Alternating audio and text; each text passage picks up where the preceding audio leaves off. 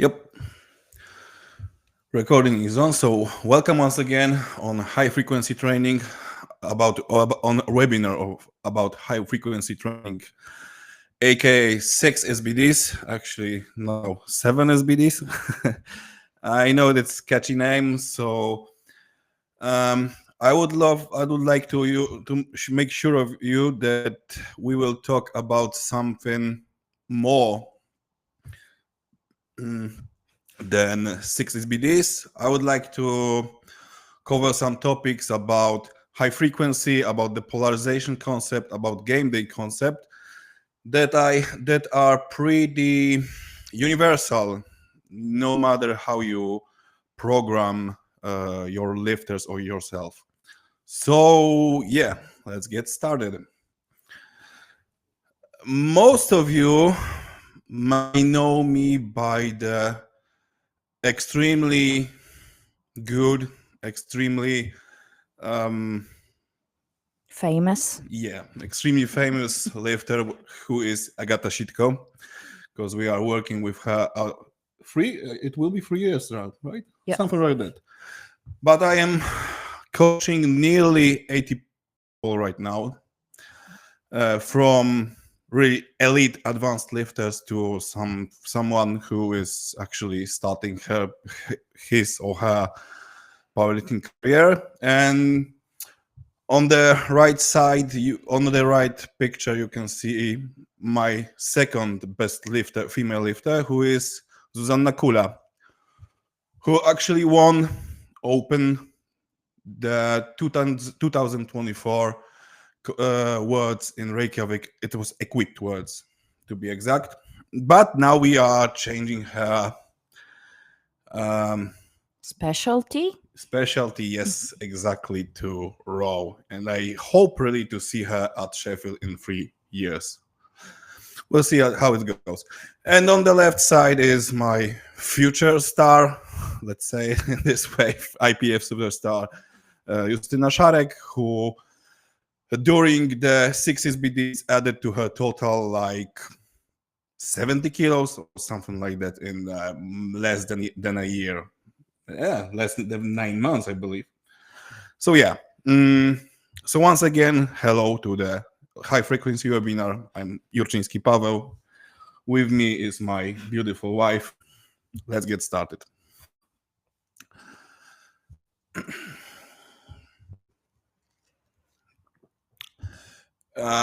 In terms of high frequency training, I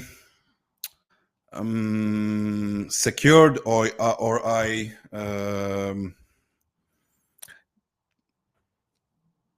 divided it to the three main fundamental topics, concepts that are getting together to make the high frequency training possible and working. The first one is obviously the high frequency, or let's say differently, rate of exposure, and we will dive into it later. The second one is the concept strictly from strength and conditioning word, that is a polarization concept. And the third one is also from the strength and conditioning.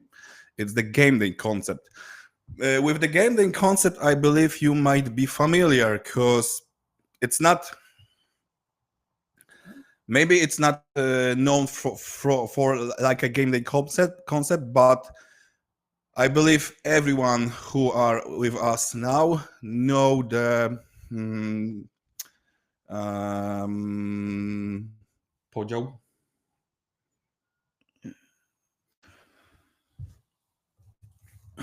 Sorry for that.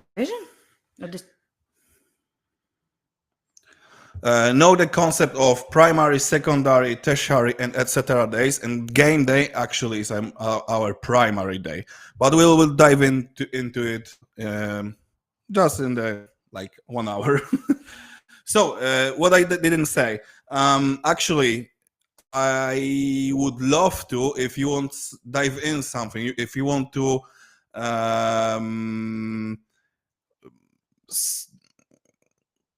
if you want to dive something more, if you want to explore something more, just interrupt me and let's talk about the things you want to just make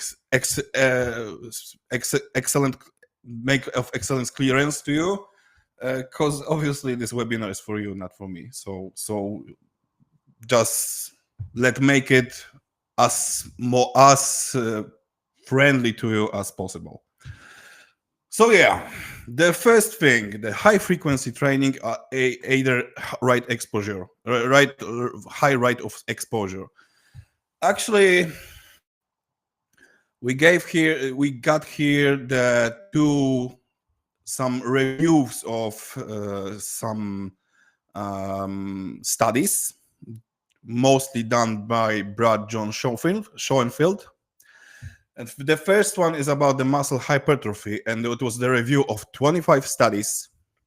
The second one was about the muscular strength. So the topic of second one was more for us, let's say it, and it was reviewed the 22 studies, 4 with good methodological quality, 18 of moderate.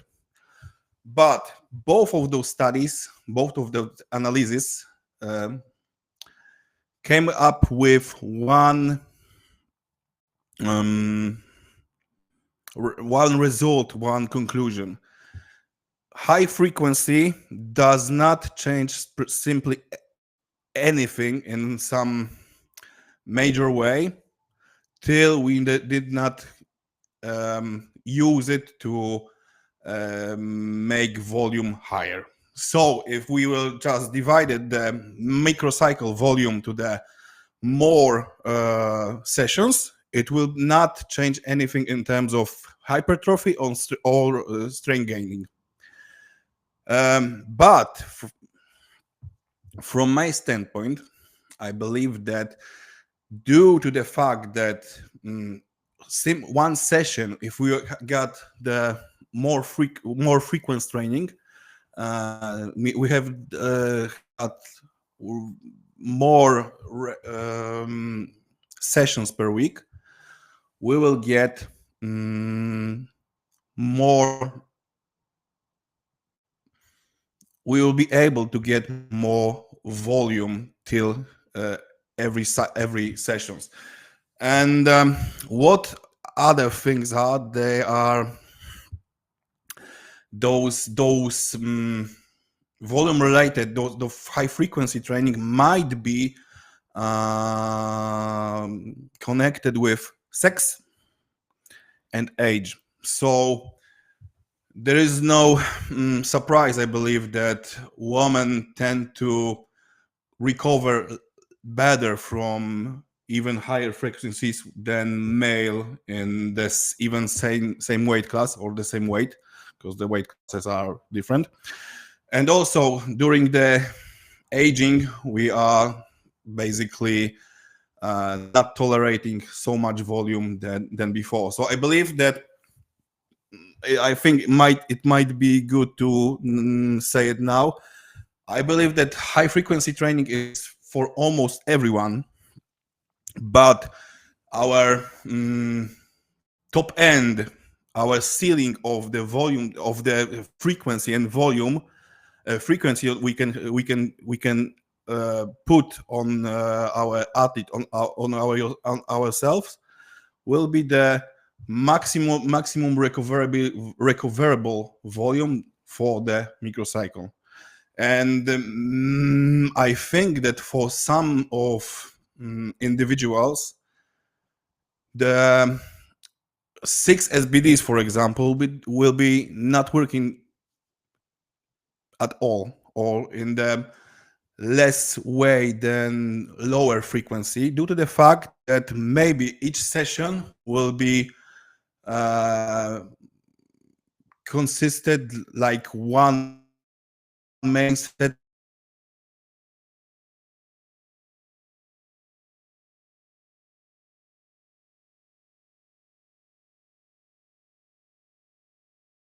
exercises, to get some stimuli from the session, but in terms of um, microcycle. Could you repeat the last sentence? Of course. Oh, vi just sett. Sorry about that. So I believe that maximum tolerable volume or recoverable volume would be give us the how to say it, the nie szukaj, tylko mi pomóż. Give us the amount of volume that we can divide it to the sessions. So in terms of one session, it might be a little to get some stimuli for some homeostasis disruption. So let's say that we have a lifter who is maximum recoverable volume is 10 sets, and in his for him those dividing those 10 sets to 6 sessions of squats, for example, I think it will be just not sufficient enough. Wouldn't be worth it. Yeah, totally. Okay. And as we know that the volume do the trick to everything, the increasing volume also increase our muscle size due to the fact that we will be enabled to stimulate more and more the muscle thickness. It's about the better neuromuscular adaptations due to the fact we are working with intermuscular muscle coordination, about the rate coding, about recruitment coding.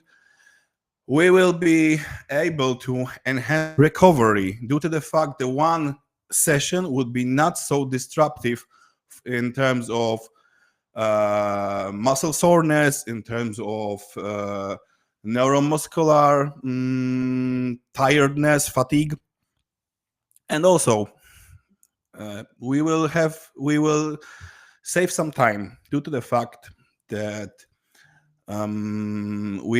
each session will be just not so long than the sessions would be summed in terms of volume, and of course just dividing the volume equally without any polarization would be in terms of like neuromuscular adaptation, increased muscle size, not so stimulative.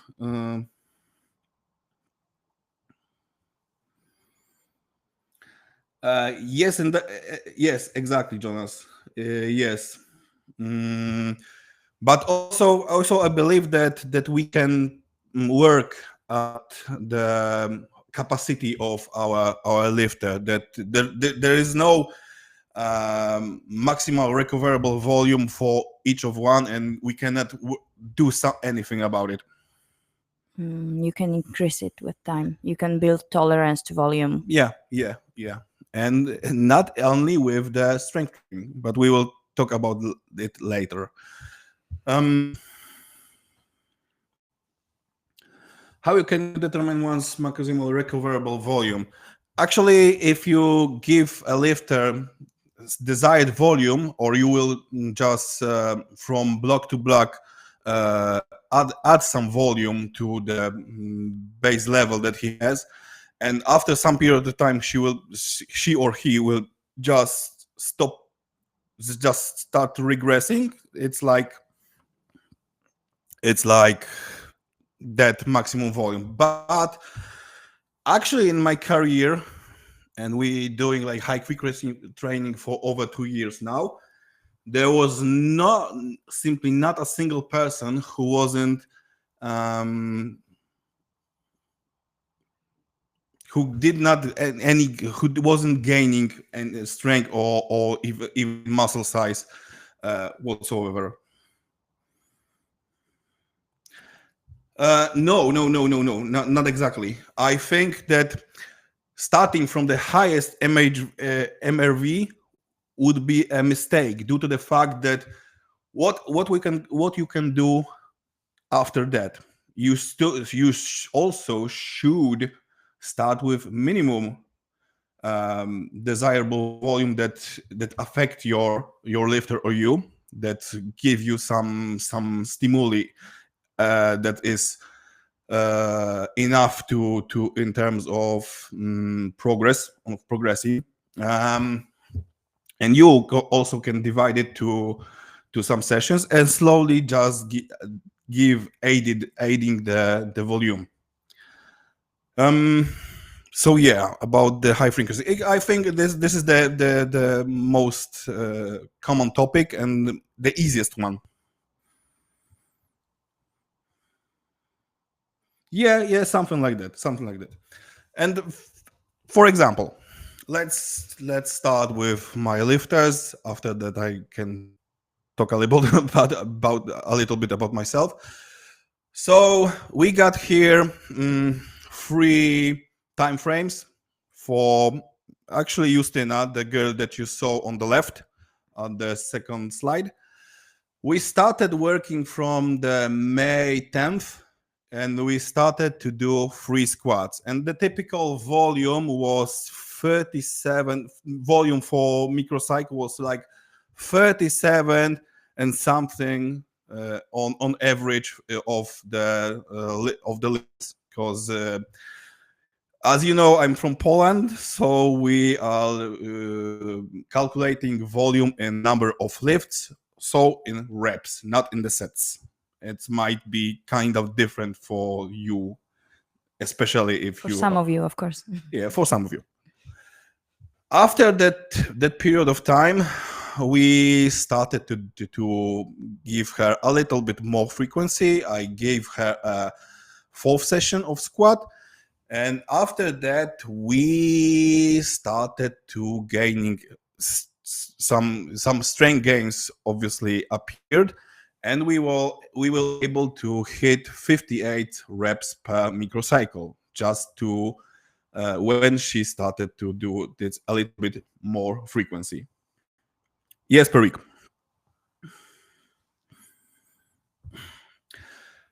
37 number of lifts, actually. Of course, on average, that's why it's with the some.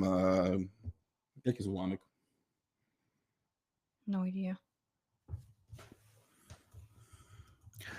Yeah. Fraction. Yeah, a fraction. Sorry about it. And during the first time frame when we did the 8, we ended the, let's say, we ended the third squats time frame in 18th in July, right? What's the number? 8. It's August. August, sorry. And we ended with 160 kilos in 1 rep max. After that, we ended the 4 squat, let's say, era, and we ended with 180 squat. And during the great success of Agata, when she hit really good numbers on girl power, Justina asked me to give her also 6 SBDs. And from 1st of December, we did it. She got 6 SBDs, and she was able to hit really big amount of volume. It was almost 76 reps on average for microcycle. And due to the fact that she will compete at Europeans, Yes. Europeans, sorry, in Malaga. I don't know her exact number, but the block before the picking block, we end up with 185 for double, and it was like more RP 8.5, something like that. Okay, let's. Do you keep constant? Yes, I am.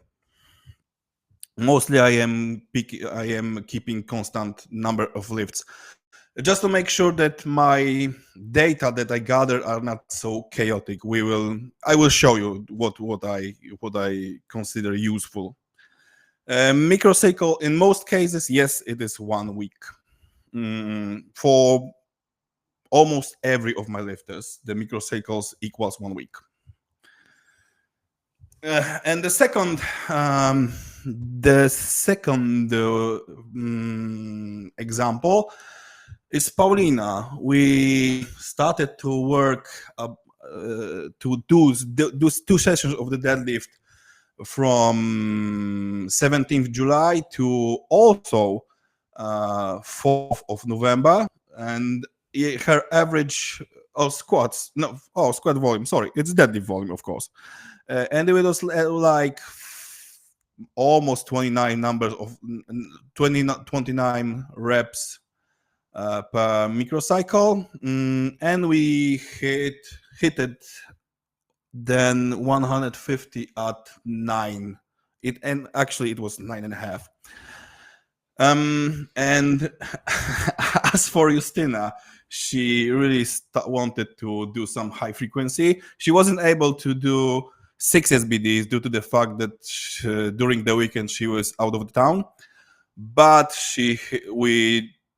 I was a little bit concerned about it, because jump from 2 deadlift to 5 deadlifts is pretty big jump. But we end up with nearly 50 reps per microcycle, and yesterday, it's Wednesday, right? So 2 days after, she hit at 155 in like RP7, and she's speaking to the National Cup. So we'll see what happened then.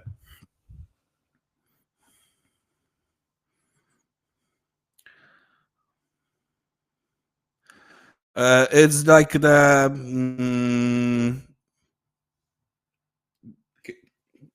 no. What? Przeczytaj pytanie. Ja nie wiem, gdzie jest 14, mordeczko. Oh, it's a fraction. It's a fraction. It's like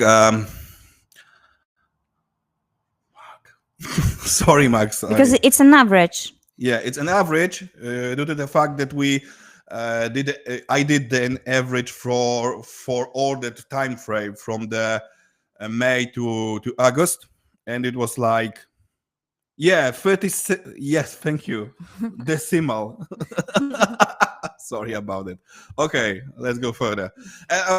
Actually, during my prime, let's say, so early 2010s, like it's 2012, when I was active athlete. Actually, during the time I was no shit about strength training, but I modified the 5x5 by Bill Starr, and I added the 4th squat session, and it was pretty simple. And in Mondays, I hit heavy single 5. During the Tuesday session, the next session, it was like minus 60 kilos to it, and two sets of 4. After that, I believe Thursday, I hit like minus 40 kilos to the primary session, to the Monday session, and it was like single sets of 3. And after that, I did the secondary session, what was the number from Monday, plus 2.5 kilo for 3, with some back of like 25 kilos down for 8. And was super simple, but though that frequency gave me during the time, like I believe I hit during the nationals like 285 kilos, or Yeah, something like that. Something nearly 300. So during the time I was actually didn't know what I do, but it works pretty well. Okay. Um Actually, this is everything about high frequency. So just to sum up some things, high frequency gave us the bigger tolerance for more volume, due to the fact that single session is not so fatigue rich, does not disruptive is not so disruptive for muscle soreness or central nervous system, and it's a lot easier to maintain and add some volume that your lifter will recover from, due to the fact that this single session is just easier. Let's move on. Or wait, some if there are some questions to it.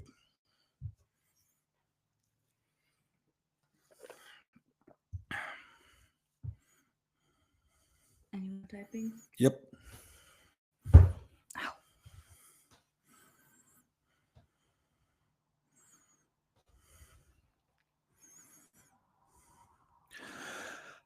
For deadlifts, every different considerations.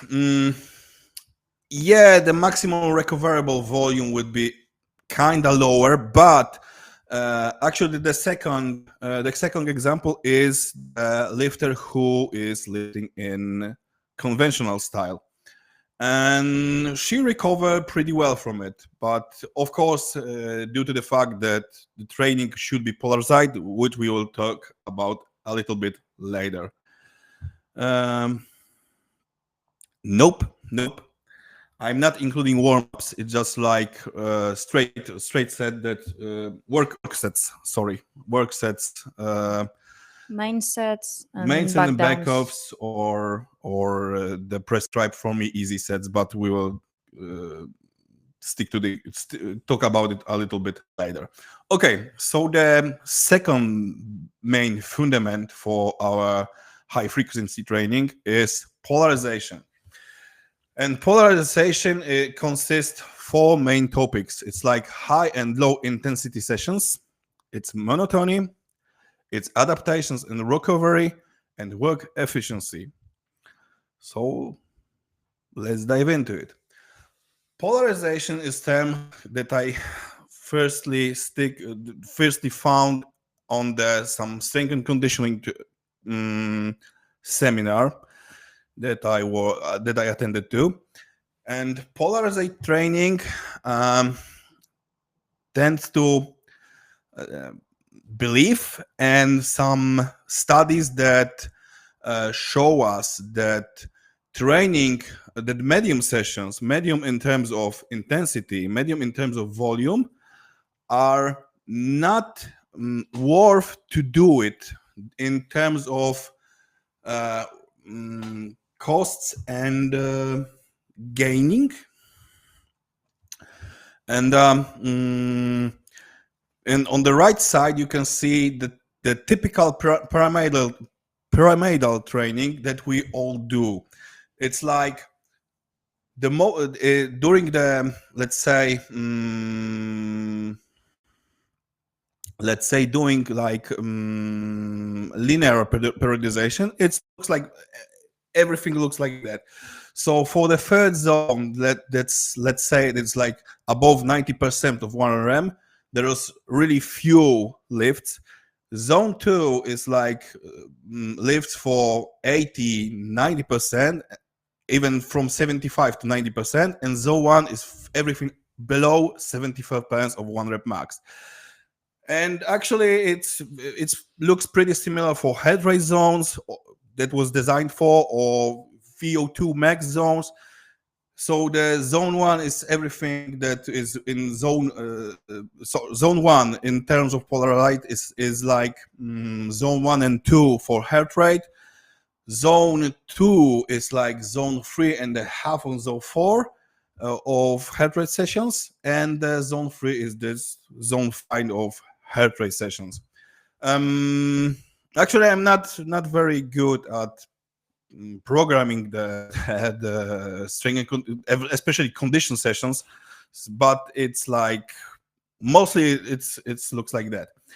And I started exploring that, and I found out that it's kind of true that if we do the medium sessions, like we prescribe for our lifters some, let's say, 4 sets of 4 at 85%, it's that it actually it doesn't give us the desired amount of progress comparing to the cost that is paid. What Is being paid. Is being paid in terms of especially fatigue. And I started to avoid the zone 2, that what you will see on the next slides. I think for beginners, I think a little bit advanced lifters. For beginners, you can do something pretty similar to linear periodization. Just give him some basic template and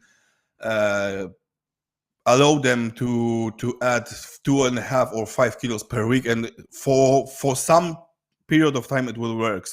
And actually, the linear periodization, the linear model of periodization is everywhere, simply everywhere. My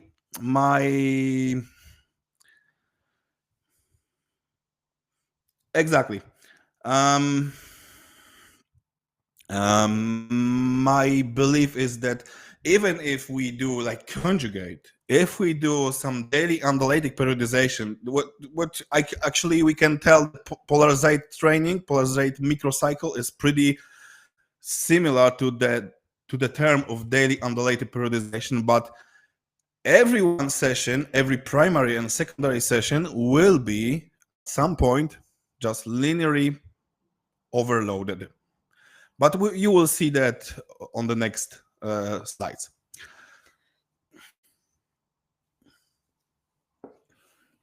Okay. And before we started talking about powerlifting, we should know what is the polarization in terms of strength and conditioning. And polarization is due to the fact that the athlete who is like football player, who is like NHL player and something like that, he will do some gym sessions, he will do some cardiovascular sessions, he will do some sessions on the field, and he will do some game day. And to make sure that we are gathering the data that are connecting all those things together, I don't know actually who, but someone was. It's pretty simple, but if it's simple and it works, it's kind of brilliant. So the easiest way, the simplest one equation for it is like time of that particular session multiplied by RPE of that session. So for example, the Monday, poniedziałek, the first one that you can see, it's lasts 180 minutes, and the lifter athlete rates it for RPE 8. So total workload of that session was 1,440. The next session, I believe, Tuesday, was some light session, like some just zone 1 walking or on zone 2 running. So it was like 45 minutes for RPE 5, and actually workload from that session was 2025. Okay, I will We have two questions.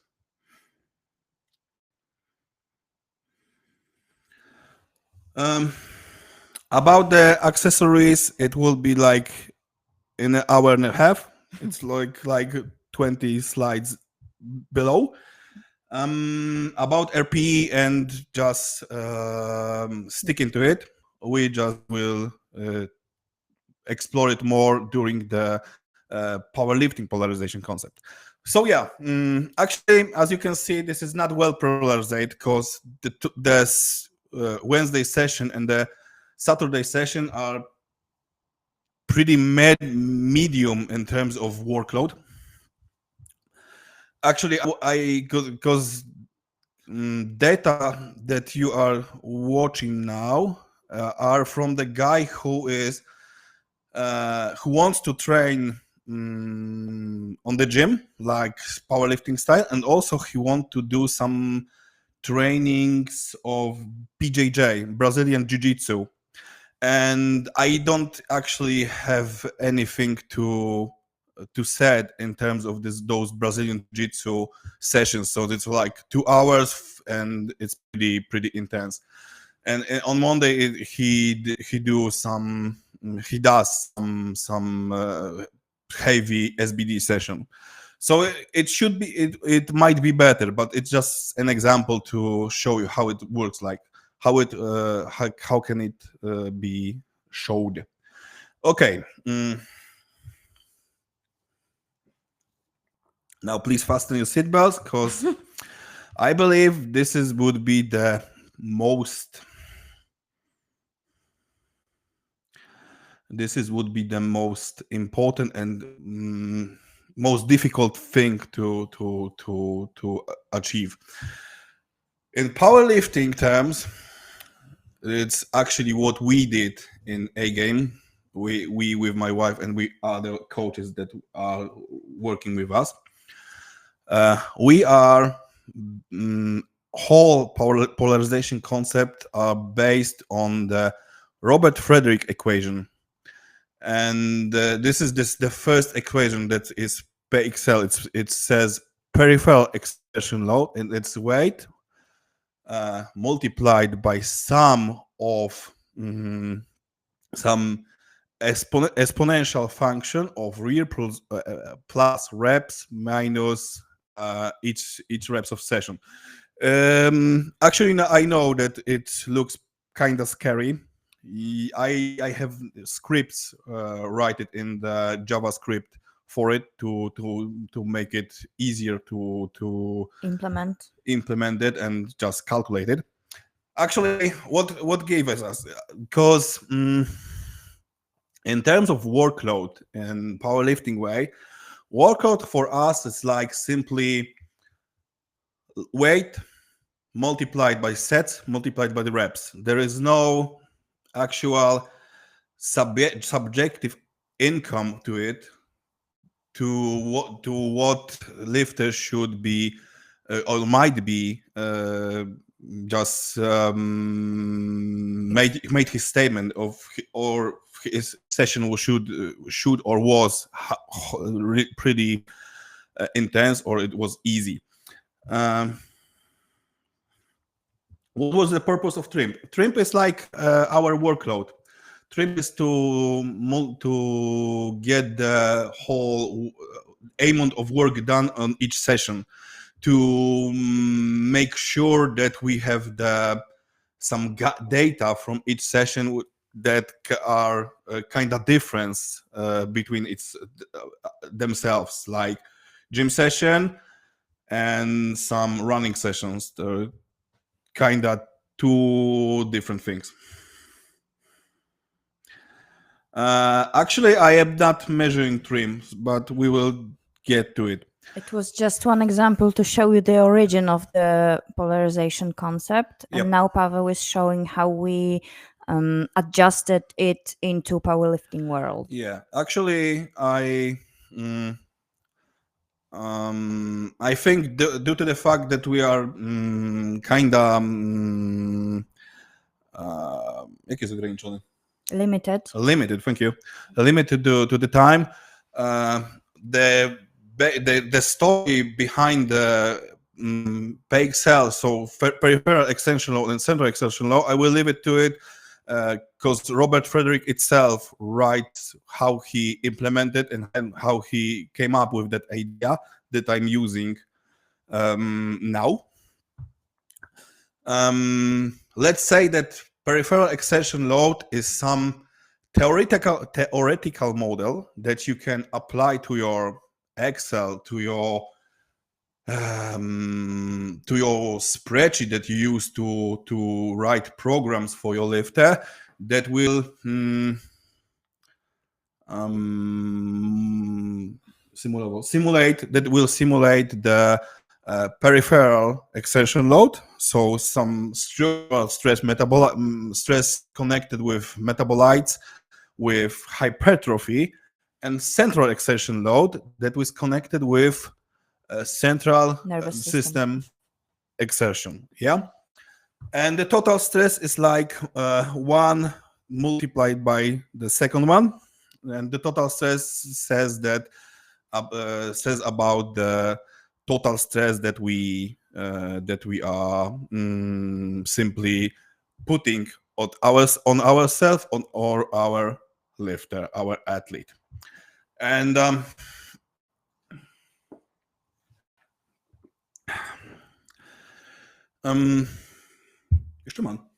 thank you.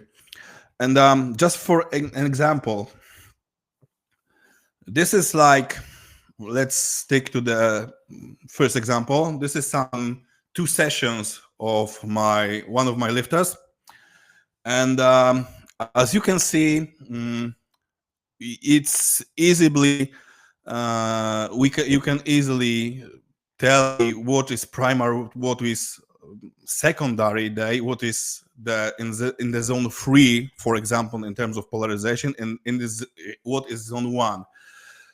So zone 3 generate a lot of RCXL, a lot of central exertion load. It's like 1.70, and the easy session, which is 172.5 for 4 sets and 5 reps, it's generate like 67 setnych. 67, sorry. And from that standpoint, you can easily see that the primary session, the competition session, is more powerlifting specific. It is what we are aiming to achieve on our primary day. This is specific to our sport. And the second session is just something to do some extra work in terms of volume, in terms of recovery. It's not so much. It's not give so much stimuli to central nervous system. And actually, if we compare the values from peripheral exertion load, it's also pretty easy to show. And actually, you can just ask me, okay, but also the difference between those sessions, the difference between those sessions is easy to track in terms of like workload, so tonnage or number of lifts. So the primary day is, in terms of workload, not very big. It's hard and actually pretty low in volume session, comparing to the second session, which is rich in tonnage, in volume, but in terms of intensity, it's pretty low. But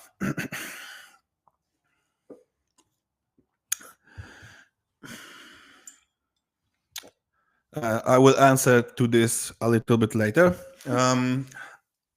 You will have lifters who also will need to maintain some extra work on his or hers, on their primary day. Like in that example, actually, I believe this is the primary day, each of one of primary days of Agata. And Agata, due to the fact that we have to generate a lot of volume, I also prescribe her some of volume during the primary day. And if you will look at workload, at tonnage, it's pretty similar. Number of lifts is pretty equal, but the stimuli or the exertion of the central nervous system between those two sessions are pretty What's impulse? pretty different. Okay, Lisa, is there an optimal TS2 aiming for? Actually, no. It's like my output, and for every lifter, total stress will be different. And actually, I am not care about the level of total stress. I'm care more about the changes during the week or during the block of the total stress, and we are checking it with the ATIC2 with the acute to chronic ratios. CXLs is calculated, central exertion load is calculated for competition lifts and for specific SDE, so specific development exercises. That's why like bottom pause deadlifts, some pin squat, some close grip bench press. So some of variations of competition lifts. Impulse is actually workload divided by 1 rep max, and we will talk about it a little bit later. So yeah, exactly, Mark. Number of times you lift your 1 RM. Yeah, exactly. My blocks usually lasts like 4 to 6 weeks, depend on the lifter and his needed and his tolerance to volume in during high intensities. We'll stick to it. Okay.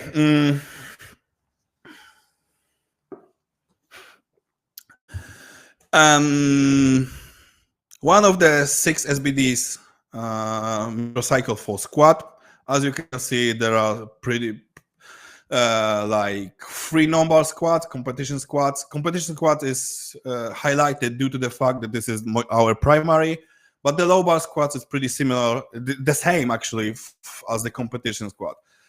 In terms of specific development exercise, we have high bar, front squat, and bottom paused squats. And all of those are generate some central exertion load. And below you can, on the chart, you can find how easy is actually to find out that how easy is to track the polarization. Primary day in terms of total stress or in terms of central exertion load is on the Monday. It's the highest one. After that, we have the easiest session from each from that particular microcycle. So we can say that is our 6th Hari. No, actually, it's the okay. I don't remember the exact name. Septenary? Seventhary? Nie. Jakoś inaczej. Okay. Never mind. And the secondary day is our bottom paused squats. As you can see, it's kind of a little bit richer in central exertion load than the tertiary, what is the high bar squat. Quaternary session is front squat, and fifthary session, the readiness session actually before the primary session, is the second low bar squat, 94 free sets of 4. And this is pretty much how I polarized in the easy way. our microcycle. And actually, it's easier to do if you have like more sessions per week, but it is also pretty much doable for even 2 sessions for 3 sessions. Not maybe not from the RCXL or total stress state standpoint, but it's easy to do if you like treat it as in primary day we are focused more on the specific adaptations for powerlifting, so gaining in 1 rep max, and the secondary day is more like hypertrophy stimuli, so it's like our high bar session of high bar squats, like 1 set of 5 and some backoffs of 3 sets of 6. So yeah, it's pretty easy, I believe. And actually, I know that those formulas are pretty scary, are pretty might be hard to implement, and I think that if you might use it, just stick to the, let's say, even workload. So the amount of volume of workload, sorry. So in terms of kilograms, like weight plus weight multiplied by set body reps and multiplied by the rate of whole session of your lifter. I think it also can be kind of useful. Yes. I think you could also use average intensity of the session. No, Why? I tried. Okay. I tried. I also, due to the fact I wanted to give you some other tool that Robert Frederick equation, but I start to do some experiments with weighted average, but it didn't end pretty well. It wasn't good enough. This one is the most accurate. Yes. Do you take the exercises to improve weaker or stronger points on depending on what? Actually, weaker points in almost every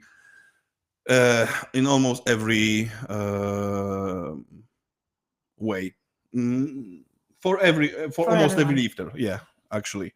So in that terms, we will stick to maintain the quad strength and upright position in low bar squats due to and that's why we got high bar squat, we got front squat, and bottom paused squat. The low bar squats, those 2 really light sessions, are for different reasons. Nope. We'll stick to that. As you can see, that the primary set is like 150. It was like 95%, I believe. But the bottom paused squats was 127, and I believe it was like even 85% or something like that. But in terms of polarization, it's give us a lot of central exertion load. Because maybe my example with the polarization wasn't good enough.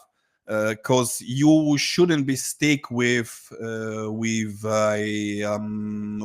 percentage. I more like to judge it based on the RP, let's say. So we got 3 hard sessions when we got RP and NFF, and 1 medium session, which is front squat, and 2 pretty light sessions. I think it's easier to understand in that way. Okay, the next thing, monotony. And monotony allows us to control the whole polarization concept without looking for some graphs or something like that else. And monotony is pretty simple. It's exactly what it is. It's tell us what is the difference or why not. Help me with that. It will show you how well you have polarized your microcycle. Nope, that wasn't what I meant. It shows you how your stimuli from each session's differs for each one. And high monotony will tell you that you treat your lifter or yourself on every session pretty similar way. And as you all know, it would be pretty beautiful and pretty simple to do just like every session above 90%, because what allows us to, what is pretty similar to our specificity, but it, as you know, it not allows us to progress in satisfied way. And very often it leaves us with some pains, with some injuries, and it's not very good way to train. So monotony is like measuring the whole microcycle in terms of different stimuli that you put on your lift and on yourself, in terms in terms of, in our way of hypertrophy way, of recovery way, of specific adaptations way,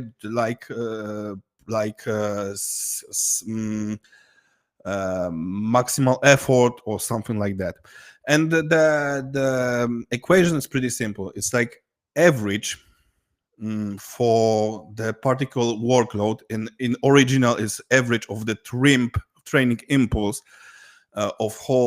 of each session of the microcycle divided by standard deviation calculated from that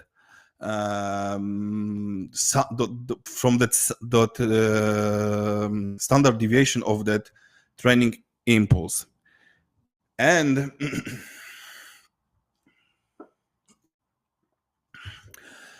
when I first met that idea, I started to exploring that, and I found out, and actually the slide that I will talk now is is the very last of the presentation. And I found out that the most specific for powerlifting is central exertion load. And if we calculated the monotony from the microcycle, from central exertion of each session in microcycle, it will show us, sorry, it will show us, yeah. Excuse me. It will show us the actually if we do it properly in terms of different stimuli to our body and our central nervous system.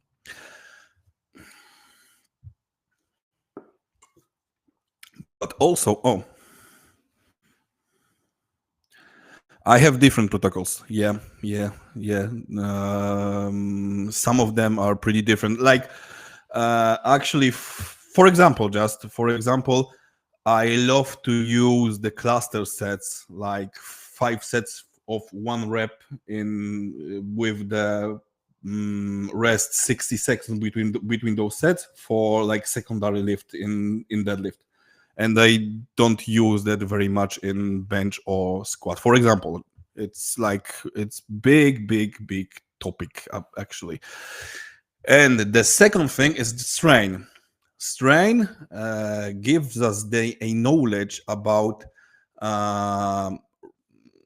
some risk of injury or risk of some pains.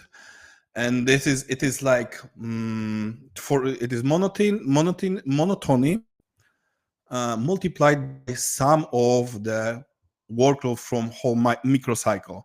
And actually, if monotony is bad, if monotony is too high, yeah, but the whole volume of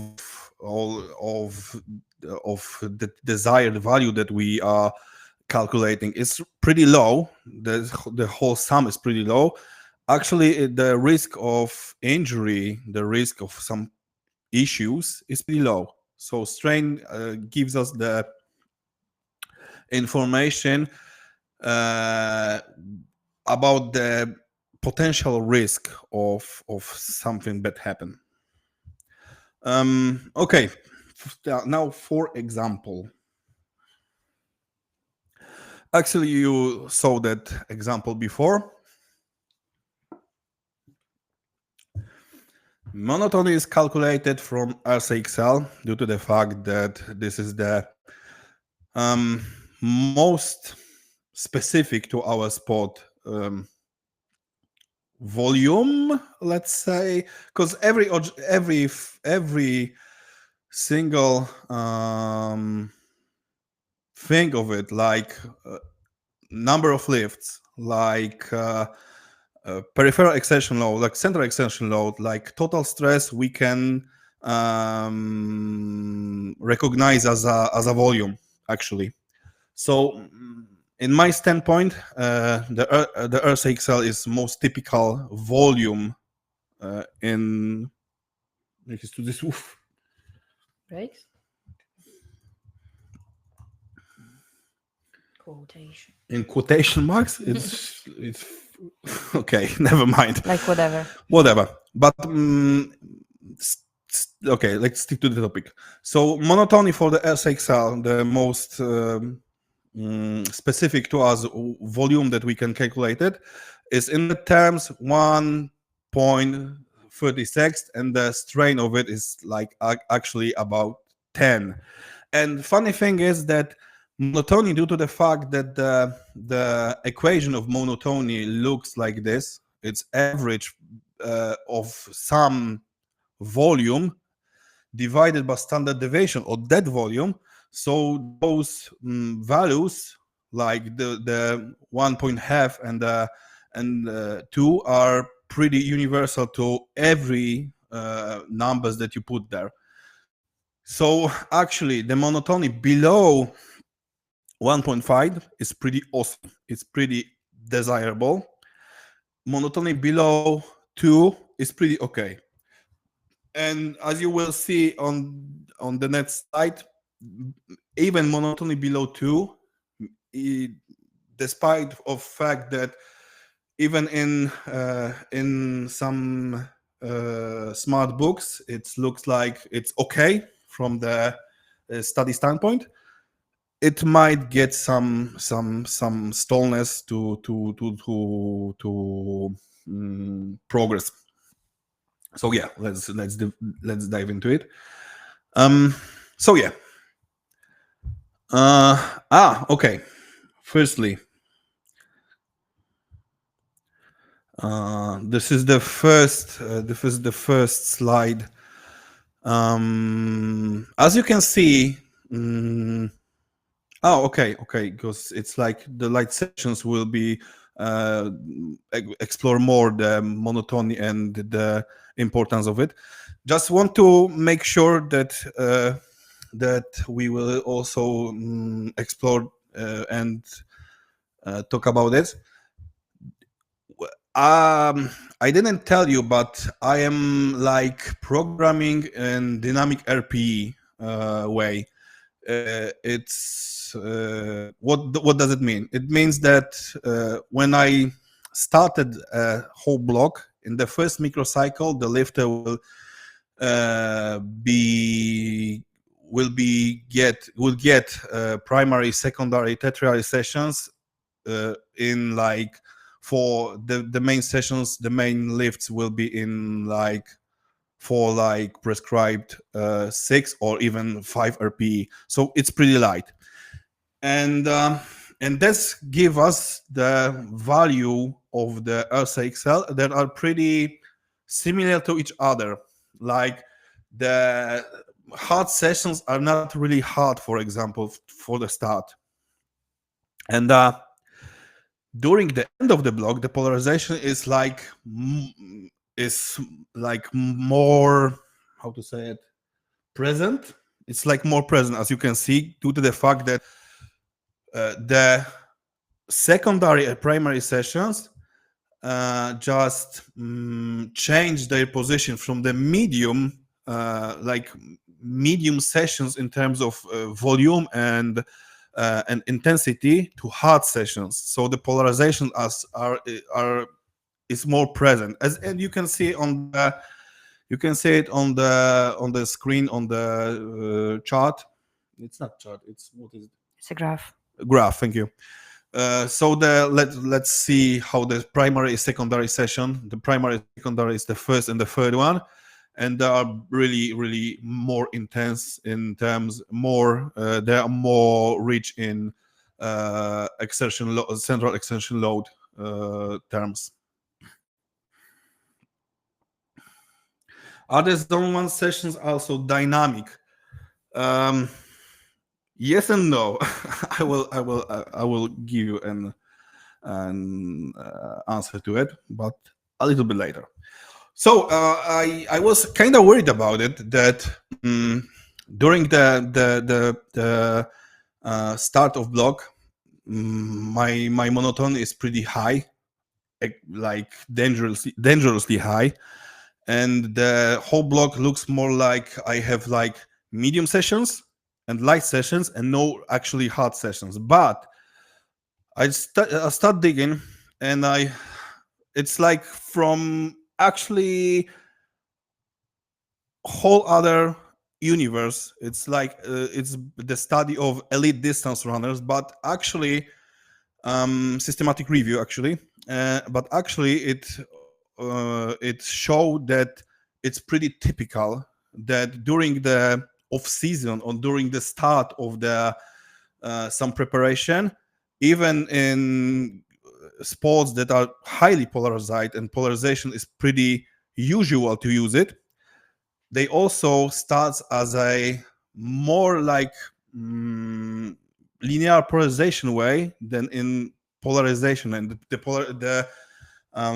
the whole structure of block is during the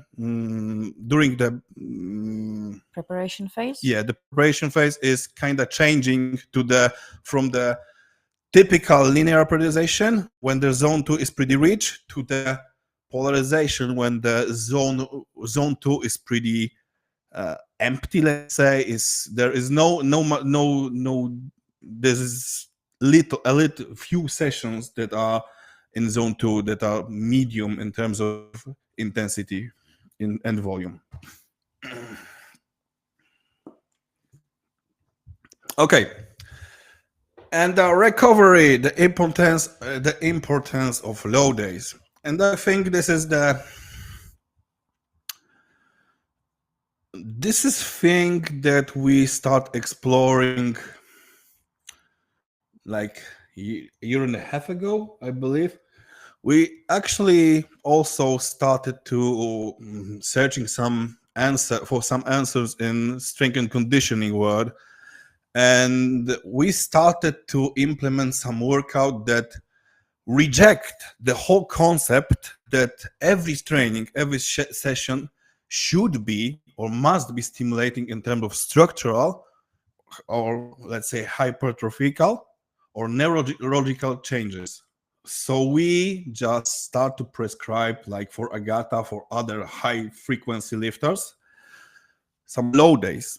Low days, for example, it would be like 60% of the 1 rep max for 3 sets of 4s, or 55% of 3 sets of 5. So in terms of RPE, it would be like 1, 2, 3, something like that.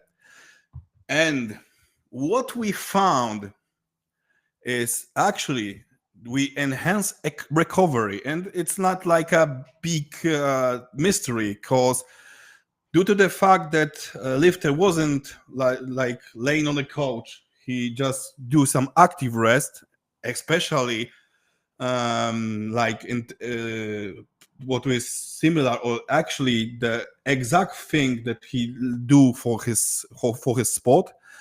We clear the metabolic waste from the hard sessions, from the hypertrophy sessions, so we enhance the whole Recovery. yeah. We also give fresh blood to all the tissues, so we fasten the muscle repair due to the fact of it.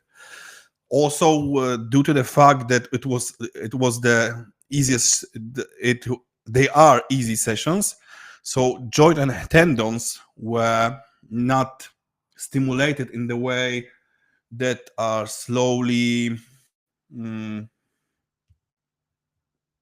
niszczone. Po prostu, Destroyed? it's not very good word, but I think you know what I mean. That are stimulating in terms of some micro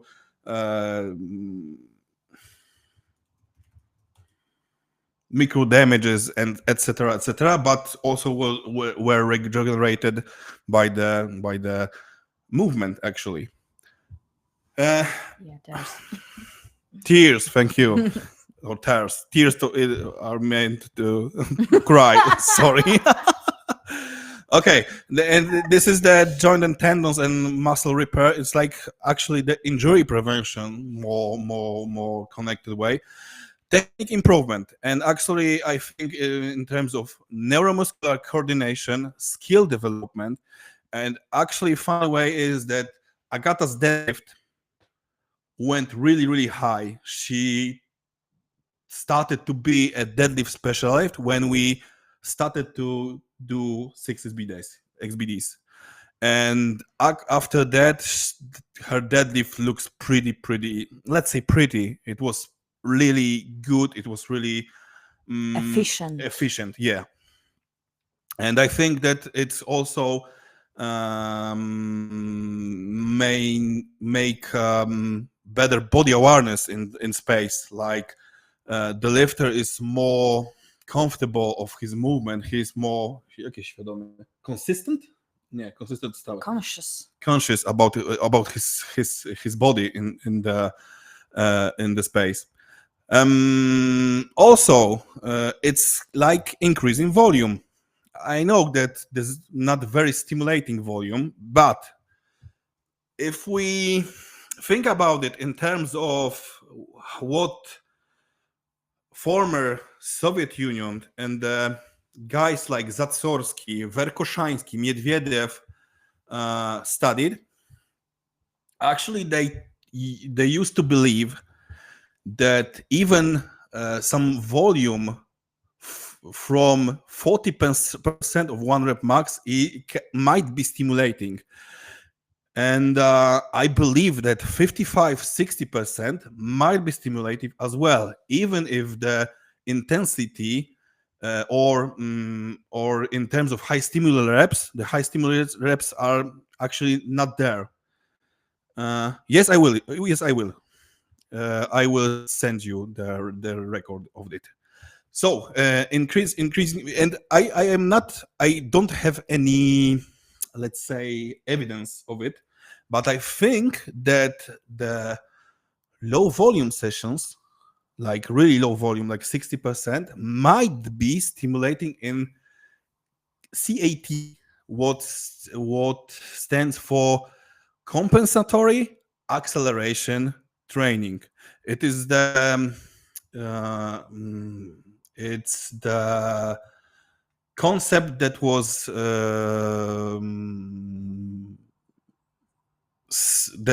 founded by Dr. Fred Hatfield, I believe, and it's a little bit connected with accommodate resistance and the dynamic effort from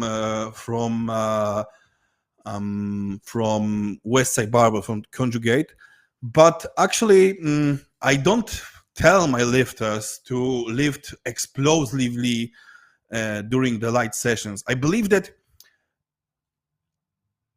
simply every one of us want to do his lift as fast as possible. And I think in that terms, the light sessions might be a little bit stimulating in terms of rate coding, in terms of neuromuscular adaptation, like intra and inter muscle coordination. A little bit, of course. I don't have any evidence, just it's my observations. Yes, there are low intensity days for bench press, but bench press likes a lot of volume. So sometimes I change the really low sessions, like I tell you now, to some high hypertrophy session, like 3 sets of 12, and it's worked actually pretty good. For example, my wife likes to have that kind of session between her primary sessions. Yeah, I do. Thank you. Yeah. And the last thing is reducing stress and mental fatigue.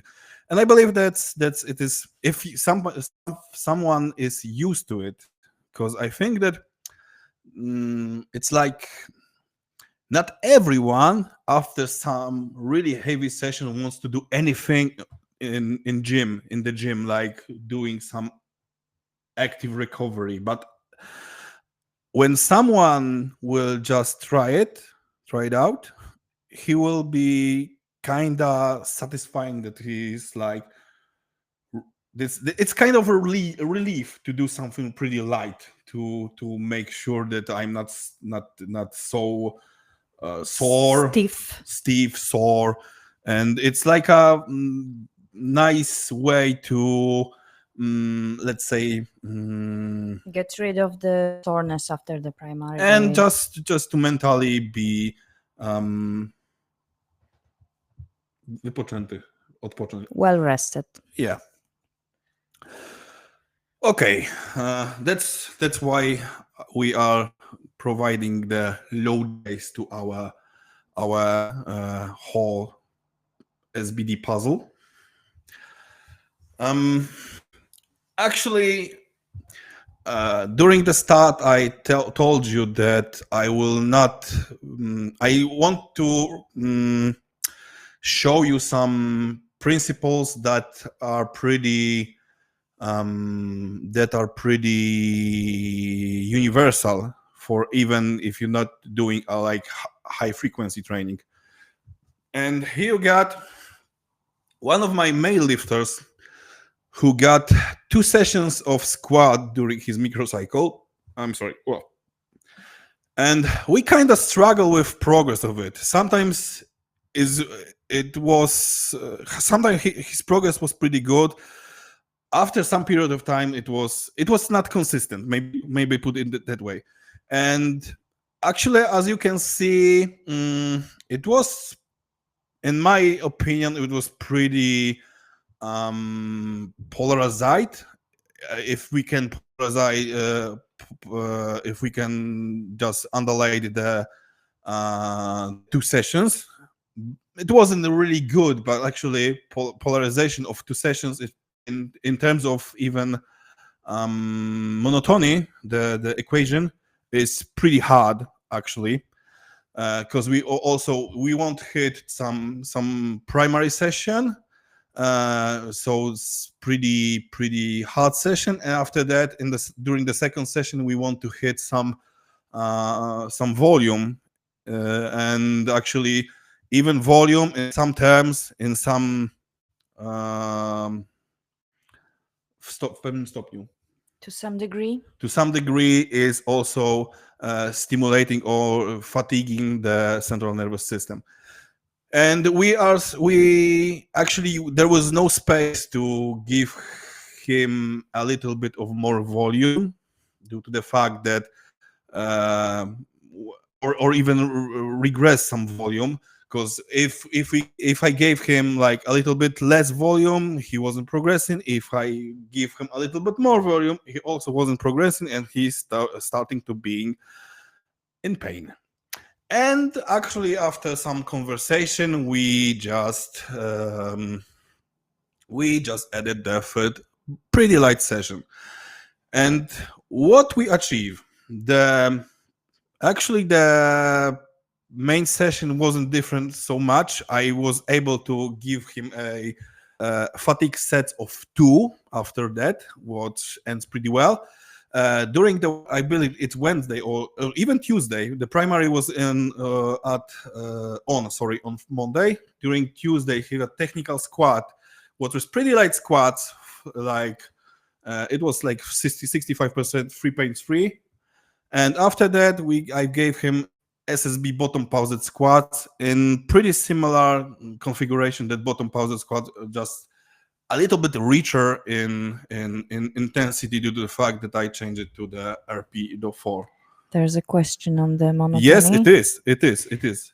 And actually, it's hard to due to the It's hard to keep it lower when you only have 2 sessions. yeah, due to the limitations of the Robert Frederick equation, to be honest, because every session, even those two sets of 8 reps of RPE5 will give you some central nervous system stimuli. And actually, we know that those 2 sessions, because it's like RP6, it's pretty low. But also in terms of Robert Frederick equation, that monotony is pretty high. And actually, this is some of the Jura. Some of the issues that I also what you see on the screen is a change in time. Yeah, but Jose got it. Yeah, exactly, Jose. And when we added the third session, actually, what happened?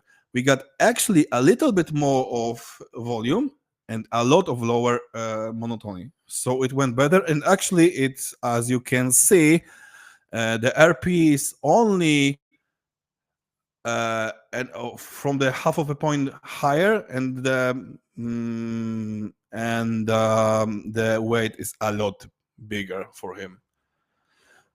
So yeah, of course, I know that it might happen due to the different accessories, the difference that we started to use the fatigue sets in his primary due to the using the SSB bottom paused squat, but actually it's all the whole, as you know, as you are coach, you all, I think you are all coaches. So you actually know that there is a lot of things to think about it in terms of programming the lifter, even how he feels, if his marriage good, and things like that.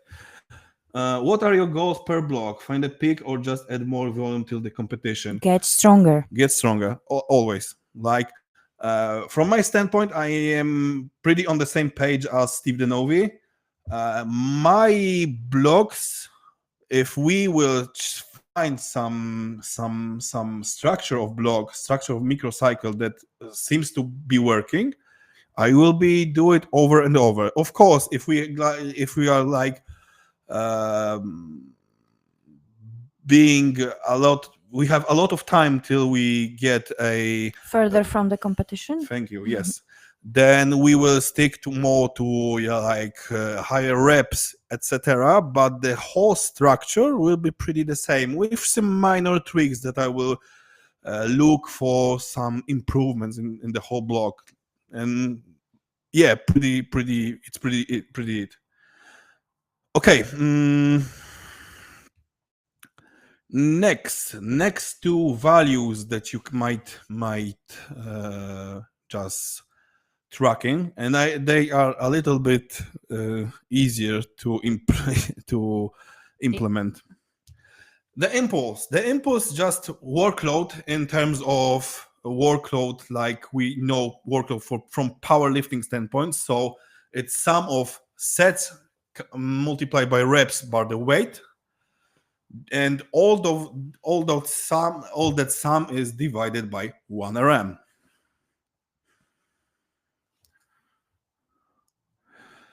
So the monotonic values of would apply to most coils, or just I believe that it doable to get a good polarization in terms of 2 sessions. It is.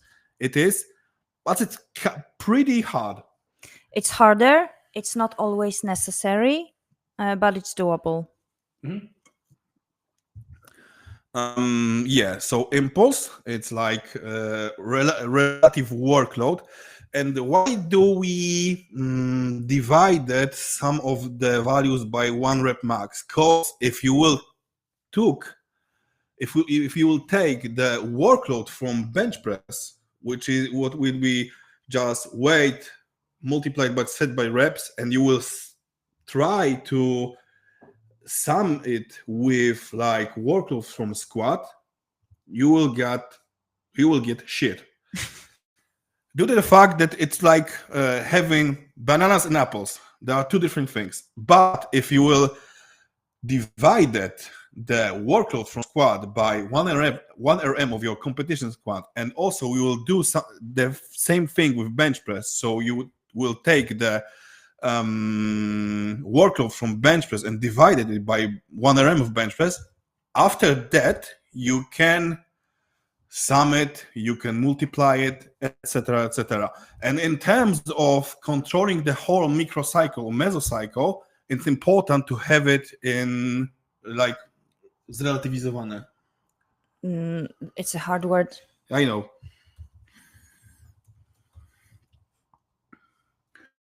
Relativized? Seriously? Relativized. Okay. And yeah. And next thing that was one of the basic values that is used in like Eastern periodization, like especially in Soviet Union, former Soviet Union, is ARI, average relative intensity. And actually it's just impulse of the session of the microcycle divided by volume of the session or microcycle mesocycle. And you got actually this looks more like every data that I gathered from my lifter. If you want to, I will show you the exact Excel spreadsheet that we use for our work. And here you go. Here we have the 2. I believe there are. Yes, this is the final microcycle, final weeks of 2 separate blocks, and the first one ends pretty well. It ends very, very well. The second one ends pretty badly, because let's say if my lifter ends with 150 kilos for double with RP9, and after next 4 weeks she ended with 152 kilos for double for RP10. That's, for me, it's that like big sign that we have no progress at all. Yeah, Lisa, 1 sec. And as you can see, what is alarming for me, first, the monotony of the end of the second block is pretty high comparing to the first block. This is the first alert for me. And the second one is that we got lower volume in the number of lifts, but higher average intensity of our microcycle. And that tells us that each one of rep that my lifter did was more, maybe not stimulating, but more fatiguing her. So putting it in a very easy way, I fuck it up. It was not polarized enough for her needs. And actually, it wasn't a very bad block. Nothing really scary happened. No pains, no aches, no injuries. But there was no progress at all. And currently we are picking with her to the National Cup, and we stick more to that kind of the first one block that was more polarized, where there were front squats, etc. And things looks pretty well. There's a question. Yes. If the low sessions were too heavy. Yeah, and this is exactly. I tend to give her actually at first I give her in the first microcycle I give her session like we stick to I believe 57% in this 6 day. It was just after primary day. In the second example, it was more like 65%, and it's actually if we look on the values of the central nervous system fatigue, I believe that that session would be alarming enough. But actually, it wasn't very bad block as I mentioned, due to the fact that whole monotony RE wasn't really bad. It was too heavy for her. Like this is the individualization that we are seeking for, and sometimes you will not be able to recognize that block will not be so great in for lifter. Leonard, 1 second. Lisa, can you give ranges of good impulse and RE? For impulse, actually no, due to the fact that it's also it's highly dependable in terms of what your maximum recovered volume is, how strength is your lifter, but actually no, because we divided it by 1 RM, but it's actually it's kind of individualized. Yeah, those numbers are not very similar between lifters. Yeah. But I believe actually that impulse in value of 12, I believe for impulse it is pretty common, especially for my lifters, especially for female lifters, because I don't know why, but mostly I coach female lifters, not only, but majorly. About ARI, about average relative intensity, actually, Russians even wrote about it. In terms of squat and deadlift, you should aim for something like from 63 to 68%.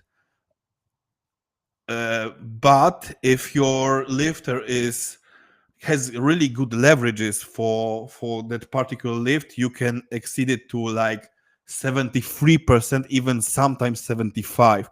For bench press, it's from 65 to even 78. Was that for session or for the microcycle? Microcycle. For session, it will be really different.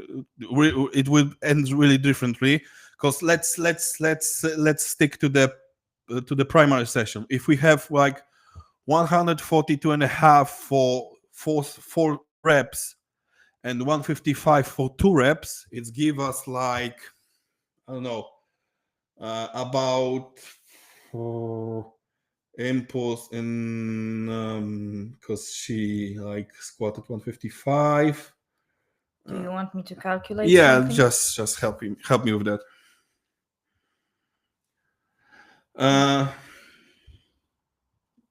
No, śmiało. A co mam pisać? No, liczyć. 142 multiplied by 4 plus 152 multiplied by 2 and divide by 155. Yeah, and this is our the impulse was fixed 5.5, let's say, divided by 6.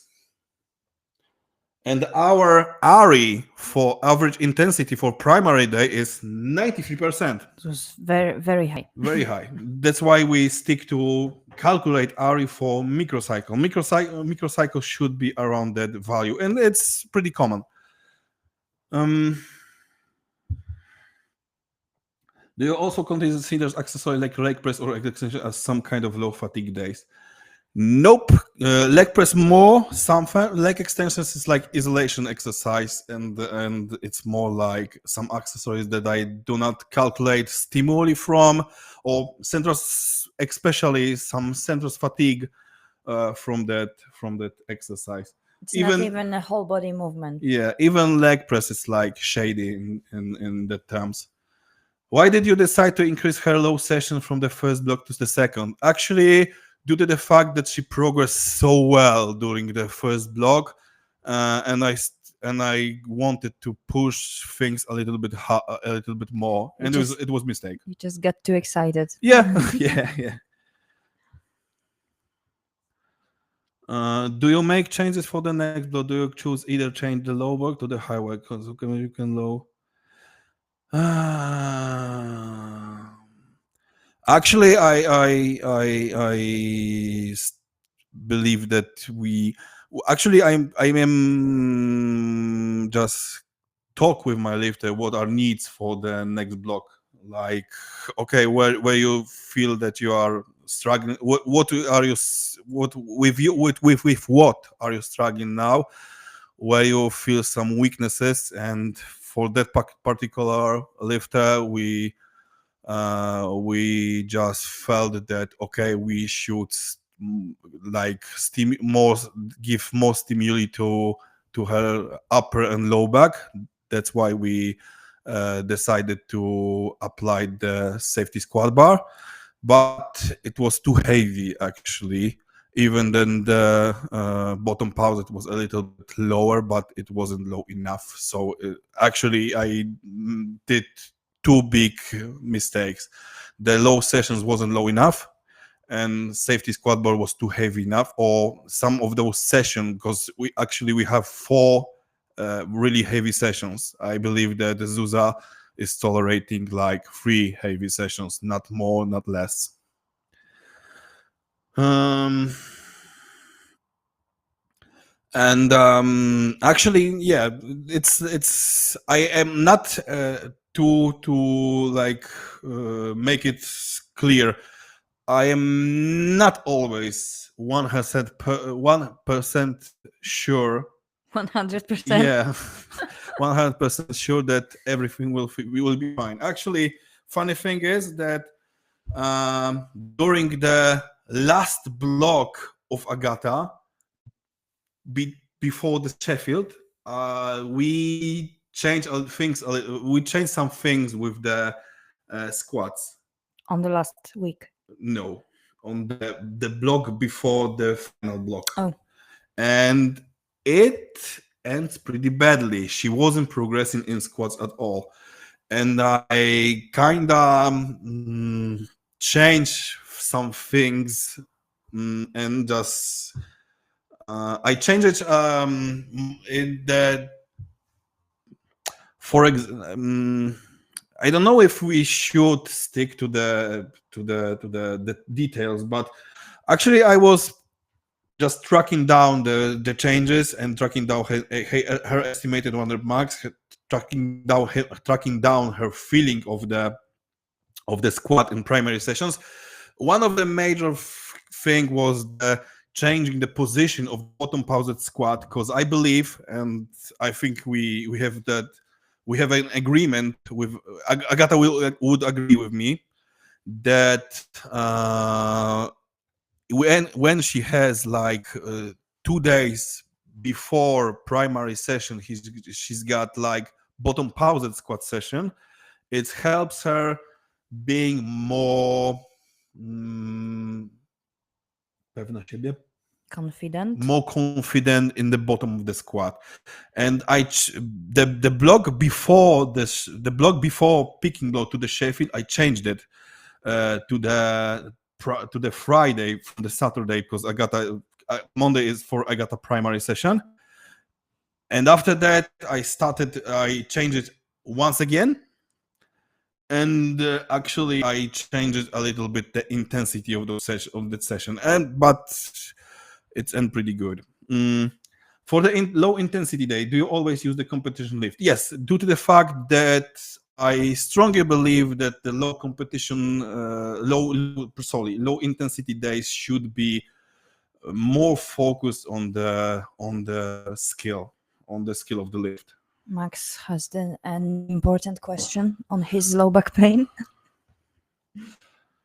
What is your go-to with low back problems? Less frequency, more variety, or more variety for sure, and especially like low days. Yeah. Funny thing, I didn't mention about that.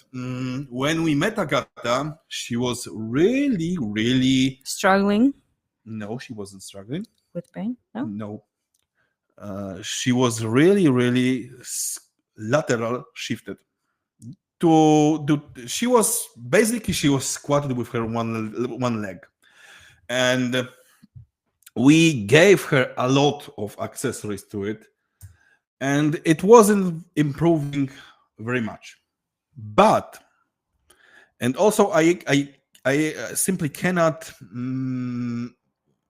ensure you that it is 100% to the low sessions. But when we incorporated the 6 SBDs and the low sessions, I believe that those low sessions help her to maintain the more Symmetrical movement. yes, exactly, to make her squat more symmetrical. And due to the fact that Agata on average does like 120 squats reps per session, I am simply not able to give her like some work for her hip flexors, some work for some unilateral work that will cover the whole amount of simply the squat volume. But in that or other way, she is lifting more symmetrical, more bilateral, let's say. And I believe that those light sessions are really helpful in terms of that. So the lower frequency would not be the answer. Yeah, but maybe. Yeah, exactly, Max. Exactly, Max. That maybe the whole thing is that the simple session in terms of lower frequency is so rich in volume that after some, let's say some amount of volume, you exceeded it, and like body is kind of protesting, let's say protesting is not able to just recover or adapt to that kind of stimuli. And yeah, like divided into more sessions is like a lot of more helpful. Yes, Jose, actually yes. Okay. Actually, this is the comparison of the same microcycle of the same block. Just I cut it the low sessions, and you can see what the difference are. The monotony is pretty high. The RE is higher for us, like for 3 points, and the volume is lower. So actually. Everything what we are not desired to do to happen just happen. So light sessions are pretty awesome. Let's say. Okay, guys, do you want, because it's like hour and 45 minutes of me talking, do you want some 5 minutes break, or we just dive into the game day concept?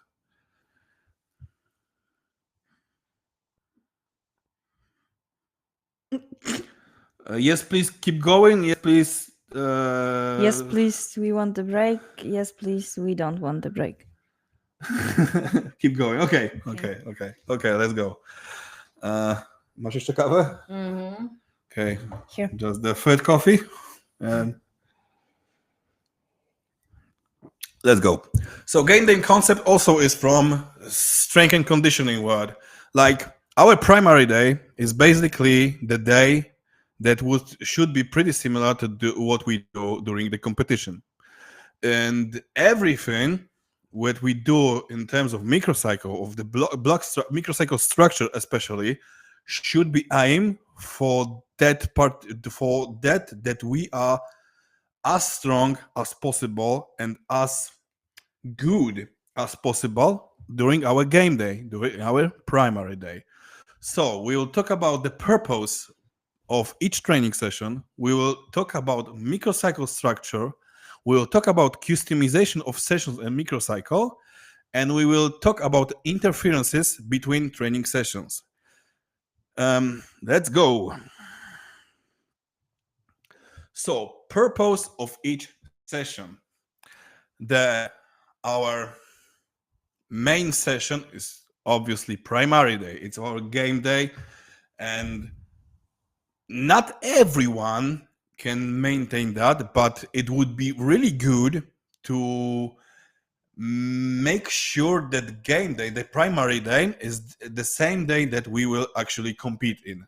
Like, for example, in Poland, it's mostly the Saturday or Sunday. So we're. Yes, Why you're laughing? because most of your lifters have the primary day on Mondays. Due to the fact that most of our lifters are recover enough due to the fact that they are working from Monday to Friday. So environmental happens. Environment and life. However, Monday is close enough to Saturday to make it work. So. Yeah. So Agata also got the primary session on Monday, and we are able to just do some pretty minor tweaks to make it work for competition on Saturday, Sunday, even Friday. It is always the primary session for all threes. Yeah, no. Not everyone is able to recover from it, and I have lifters who actually work a lot. Yeah, it's mostly from the recovery issues. Like most of guys and women that are not doing the whole primary SBD are actually coaches or personal trainers who work a lot during the day. So primary days are not as, it's not like the primary day, it's not equal to the whole SBDs in like one primary session. And actually, I will not surprise you, it is like high specificity day, so we will do something pretty similar that we do during the competition.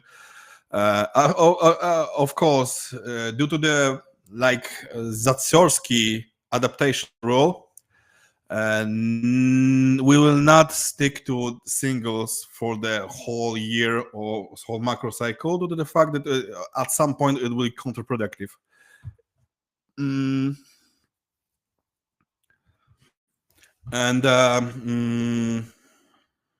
okay.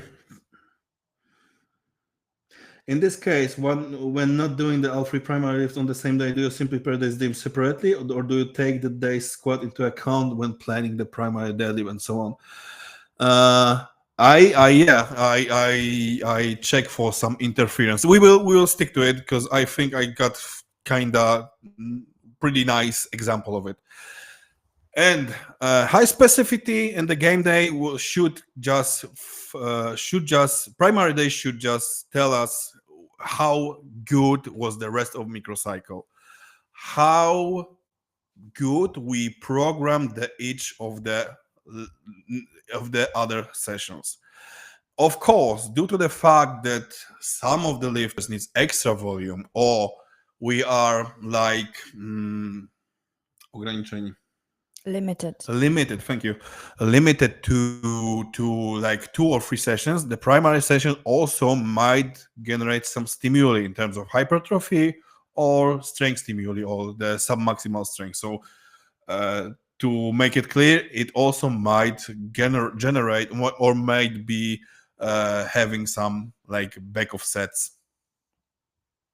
So yeah, that's primary day. The secondary day, I strongly believe the secondary day is the most important day of whole microcycle. The secondary day, and from our standpoint, what we are doing, the secondary day is focused on dealing and resolving the weak points of movement, weak points of competition lifts that we are seeing in our lifters, and just dealing with them, let's say.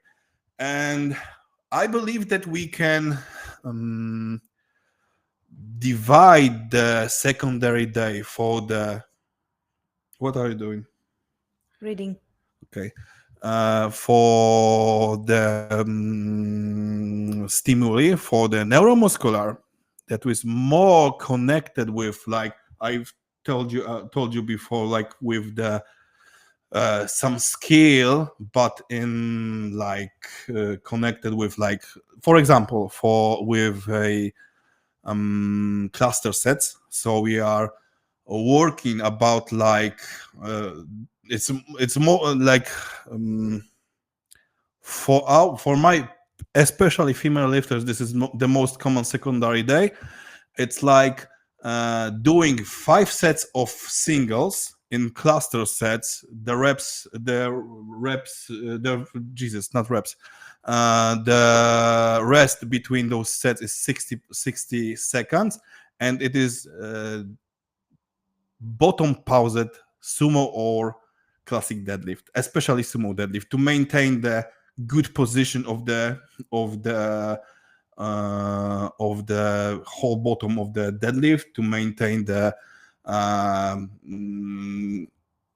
especially intermuscular coordination between the structures that are used in that first part of the lift in the deadlift. And on the other way, some of the lifters needs to work on this also weak points, but more from like let's say hypertrophy standpoint. Like, we can't just give lifters like let's say just some heavy bottom paused deadlift when he actually have no quads, to make sure that that he will just be confident from the bottom of the squat, due to the fact that the muscle mass of his legs is pretty low. So firstly, we can stick to the structural changes, and after that, if it doesn't help, but actually it's kind of it works. It mostly does. Yeah, in most cases it works. After that, we can stick to the neuromuscular changes.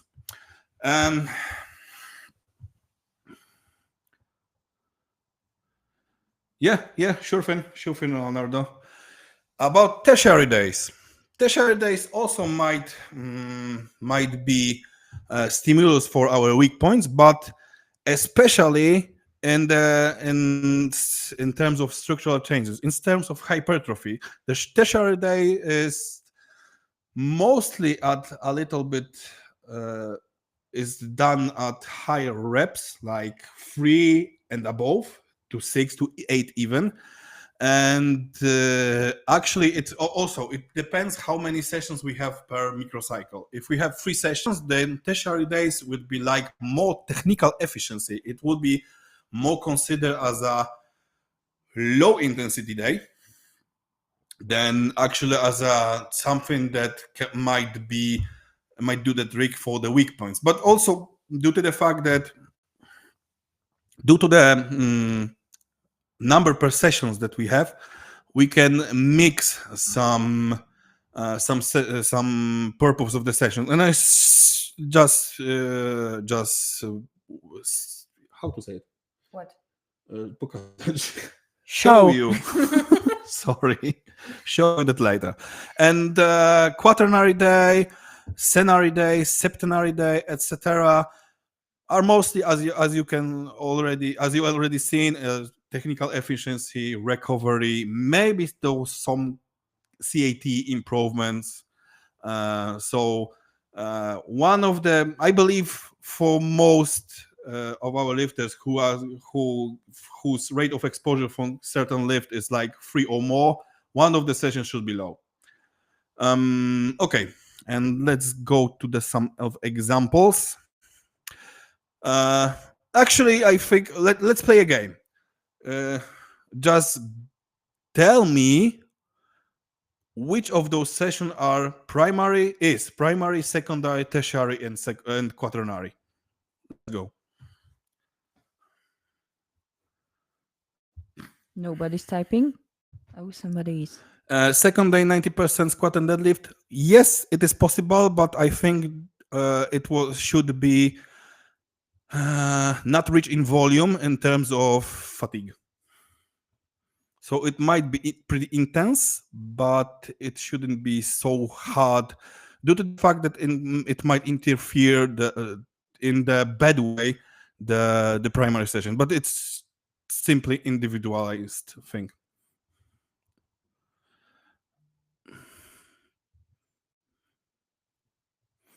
Actually, no.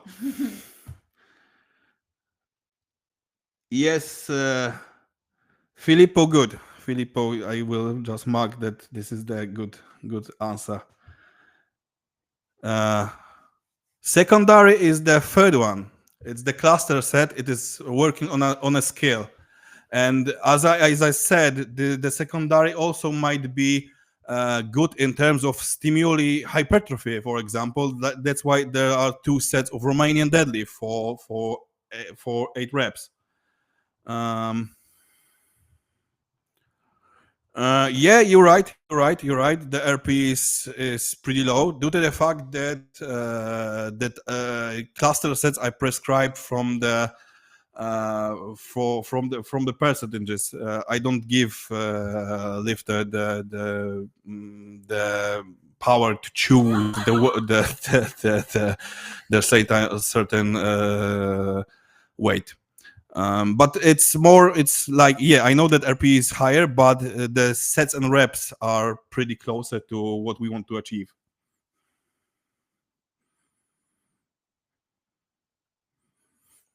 Sometimes yes. And the tertiary is conventional deadlift. It's like more hypertrophy way, especially for whole posterior chain, especially lower back actually. And the quaternary is obviously the sumo deadlift. It is pretty light session, and we can actually the light sessions we can treat as firstly as a recovery session after something heavy to enhance the recovery, and actually Mike Tushir did a thing with Melissa Kasper. They built a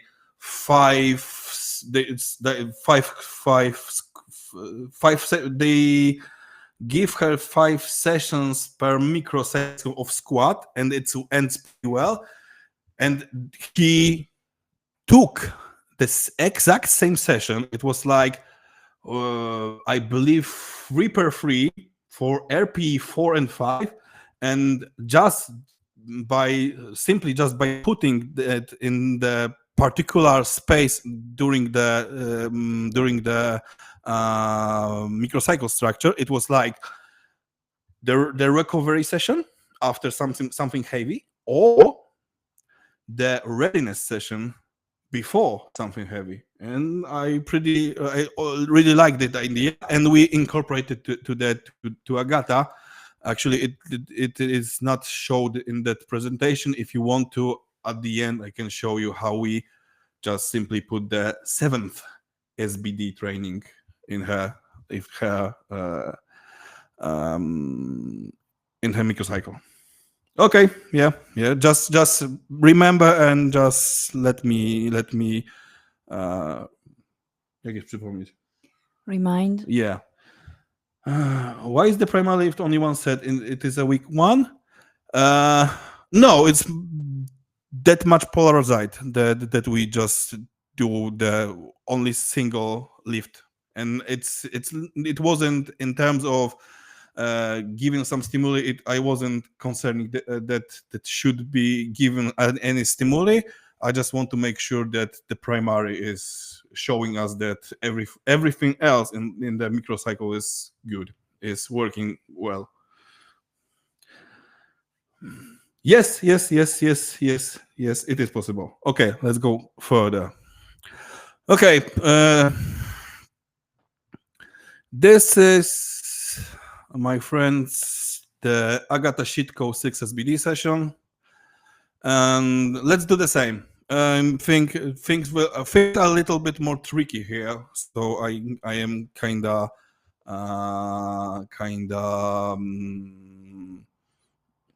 curious what you will say about it.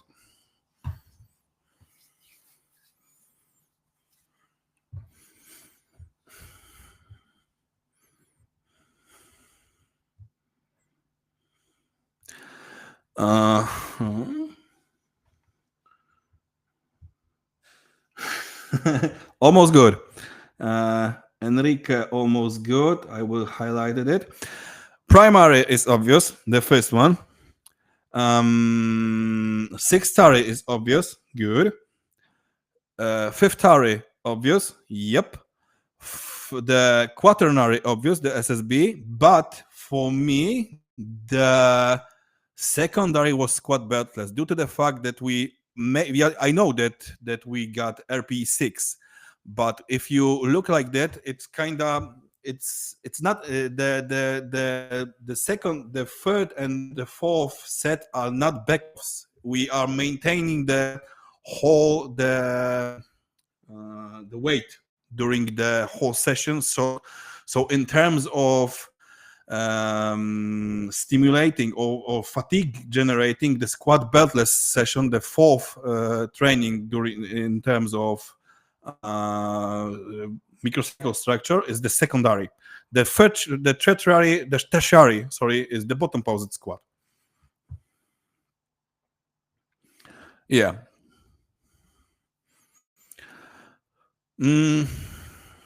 But yeah, I believe that the beltless squat and bottom posed squat are pretty close to each other. Yeah, the secondary and the tertiary sessions are pretty the same in terms of generating fatigue, especially in central nervous system.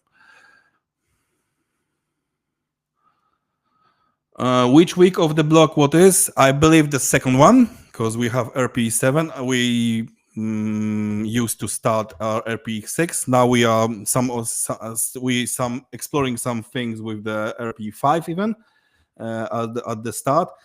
Usually 5 weeks, but actually before, because obviously you saw what she did in France. Actually, it was kind of funny because there was like 2 weeks of picking and 2 weeks of accumulation, and and for squat it ends extremely well. And we will just explore that thing that maybe she should stick to like brick dips. Maybe she should stick more to the volume or lower intensity and more even more reps in tank, more reps just for the primary session and every session to gain some good momentum during the block and to maintain the big big squats on platform. Nope, it is not. The correct version is 1, 6, 4, 2, 4, 4, 2, 5, 3. This is the correct one. If the primary lift were on Saturday, would you previous day prioritize low intensity with a focus on technique? Yes and no. Actually, we are just exploring the thing with some central nervous preparedness, let's say, and we are doing something like one set of single at 85%, and after that back of sets, back downs for like 10 or 50% down, so it's like 65 to 60% for 2 or 3 triples. And for squat, it looks like it's really working very, very, very well. Yeah, actually based on this silent worker meet. Okay, let's go further about some individualization, because there is some things that we cannot just modify. It's like the leverages. And what I mean by long leverages is like when you have long torso in your deadlift, when you have long femur in your squat, when you have long arm in your bench press. And the long leverages are not very desirable, let's say. So first one, long leverages are connected with quick fatigue accumulation. And actually, it's pretty easy to track. You can take, actually, I modified for myself, I modified the Robert Frederick equation for the CXL and PXL, and just multiplied it by the range of motion. And Steve Denovi did pretty the same with the workload, actually. He just started multiplying workload or volume. Workload. Let's stick to the workload by the range of motion. And what I came up with, I got a lifter who was so not well.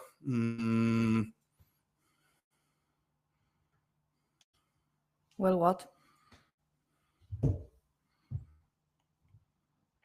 Kiepskie dźwignie. Whose leverage was so bad that he was able to tolerate one set of deadlifts. And I was, why? And actually, when I just this fatigue of central nervous system multiplied, I measured for the 3 hour free lifts, I measured the range of motion of it. And actually, it came up with that his range of motion of bench press is 15 centimeters. Range of motion of squat is like, I believe it was 35 centimeters, and of the deadlift it was 60 centimeters. So after multiplying that by it, it's like revealed the whole truth that like four sets of squats are pretty the same in terms of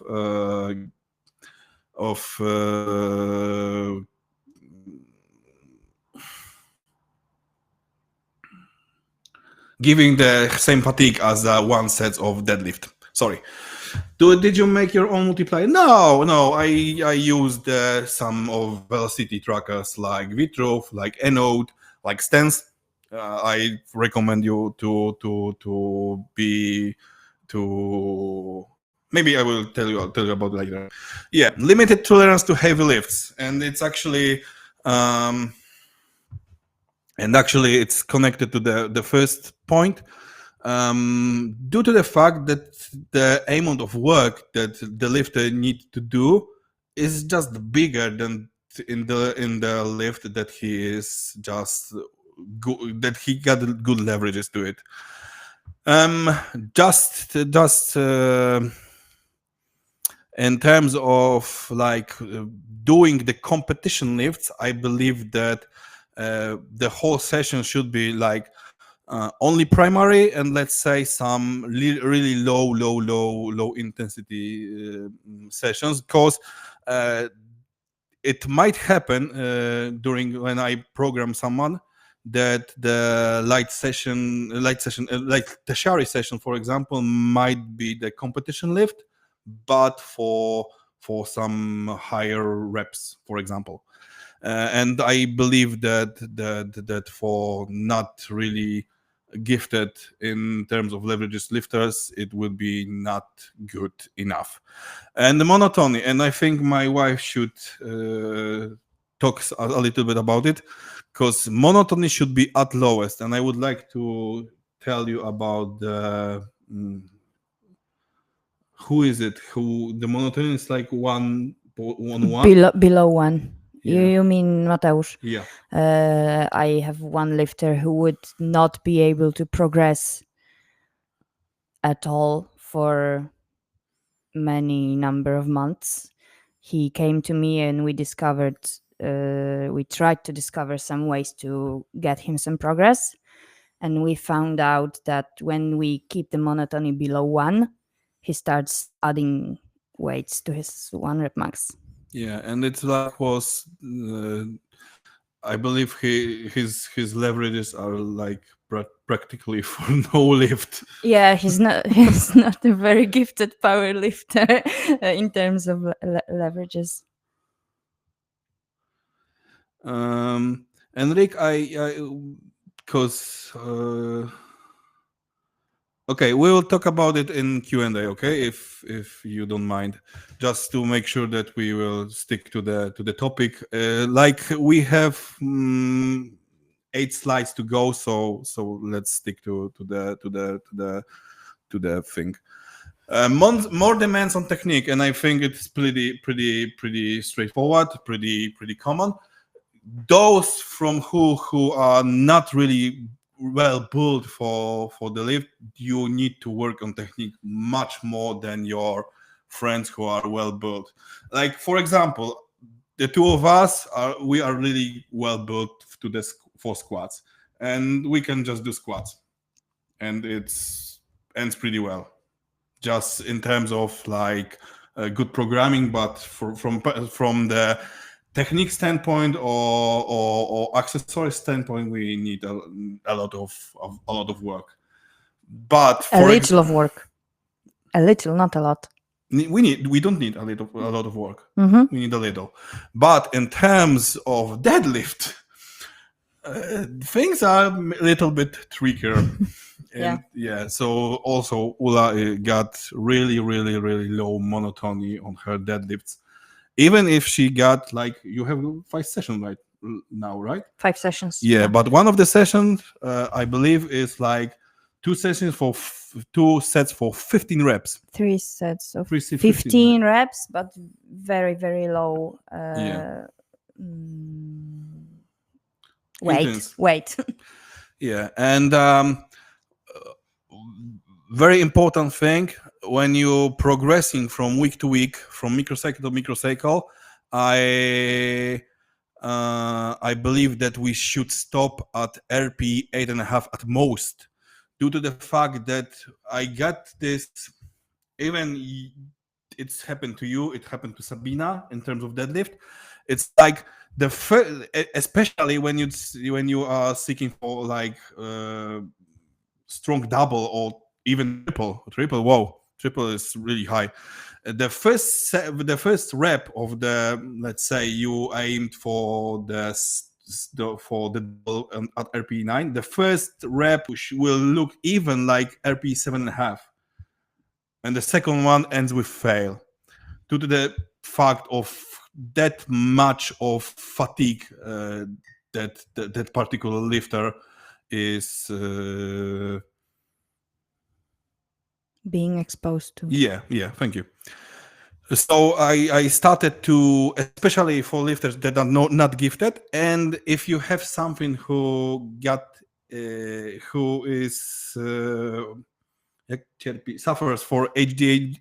ADHD. ADHD. Thank you. Sorry. It also because his central nervous system is overstimulating like at all the time.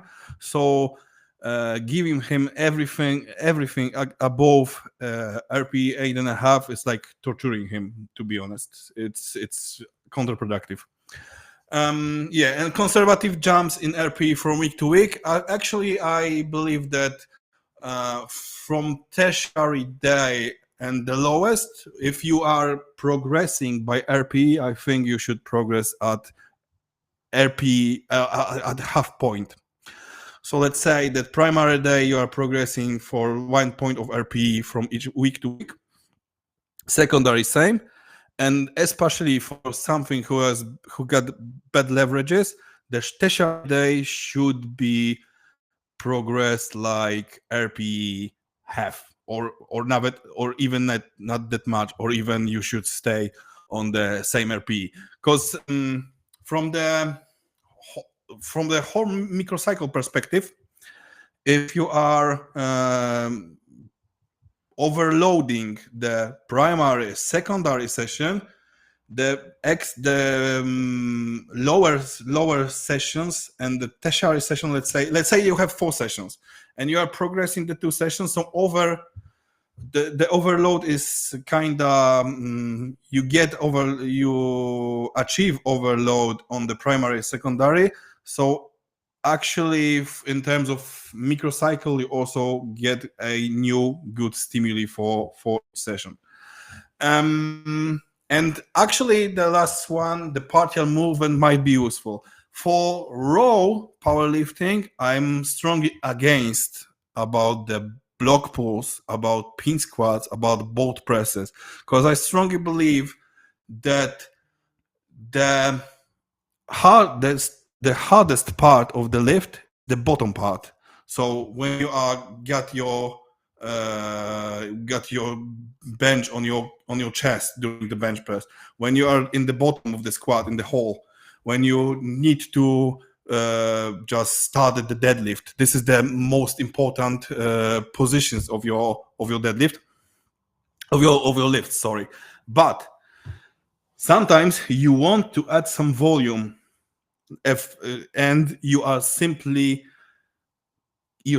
can't, due to the fact that your lifter is like not recovering very, very well. So you can add some, like for example, for Ula, we added some block pulls that are stimulating her hamstrings, her low back, her glutes, without being so fatigue concerned. Yeah, we can say it. Okay. And then this is the example. You like the example that if I starting to work with something, this is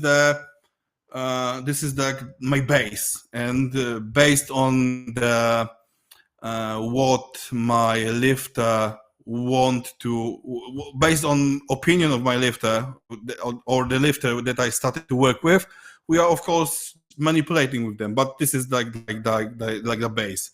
So first, primary day for the good leverages. Primary day, next is tertiary day, and third one is secondary day. And the secondary day should aim to stimulate the particular part of the lift to make sure the primary day will just not suffer from it, but gain something from it. If we got 4 days, pretty similar, but after secondary day, we got some really late session that will connect the secondary weight with primary day. When we have like 5 sessions, the secondary day also is the last one before primary day. The quinary day is like for recovery reasons. The quaternary day is for like let's say readiness before the secondary day. And for the 6 sessions, primary day, recovery session, tertiary day, so like hypertrophy stimulus, quaternary day that should aim for some even a little bit hypertrophy work, but readiness for secondary day, let's say secondary day, and something to make a connection between secondary day and primary day for bad leverages. And the bad leverages, the main difference is that we are not due to the fact that primary day is our day that is most important for us. We might or we should accept that secondary day, especially in lifters with bad leverages, will be done at some when the lifter at some point will be just zmęczony.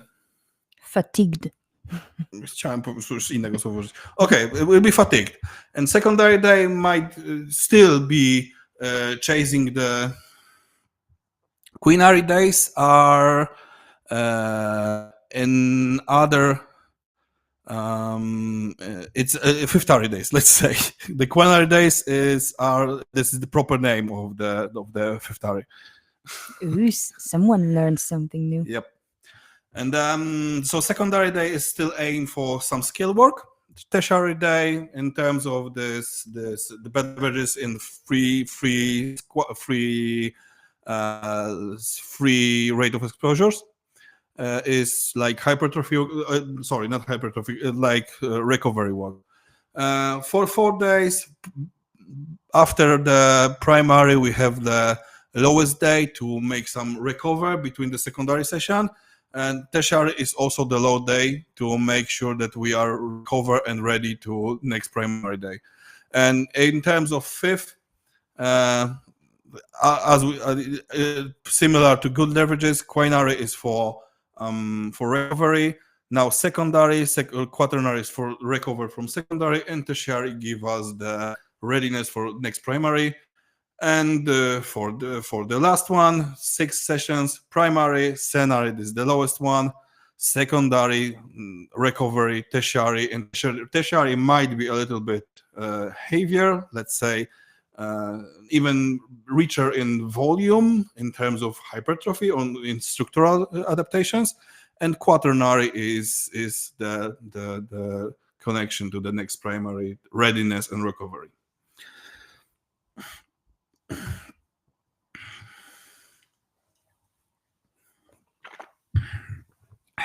I will wait. Someone is typing.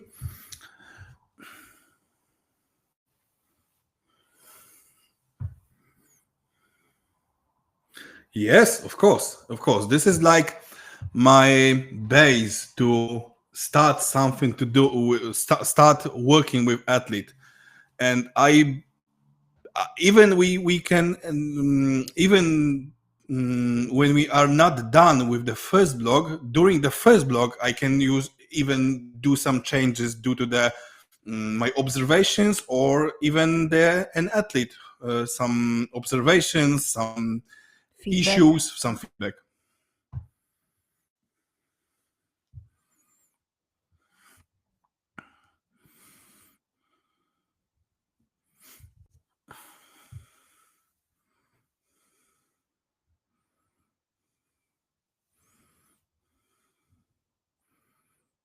Yeah, of course, Daniel, you are totally right that this schedule that I show you might be different due to the just life, the things that happen in life. So yeah, it might be very, very different.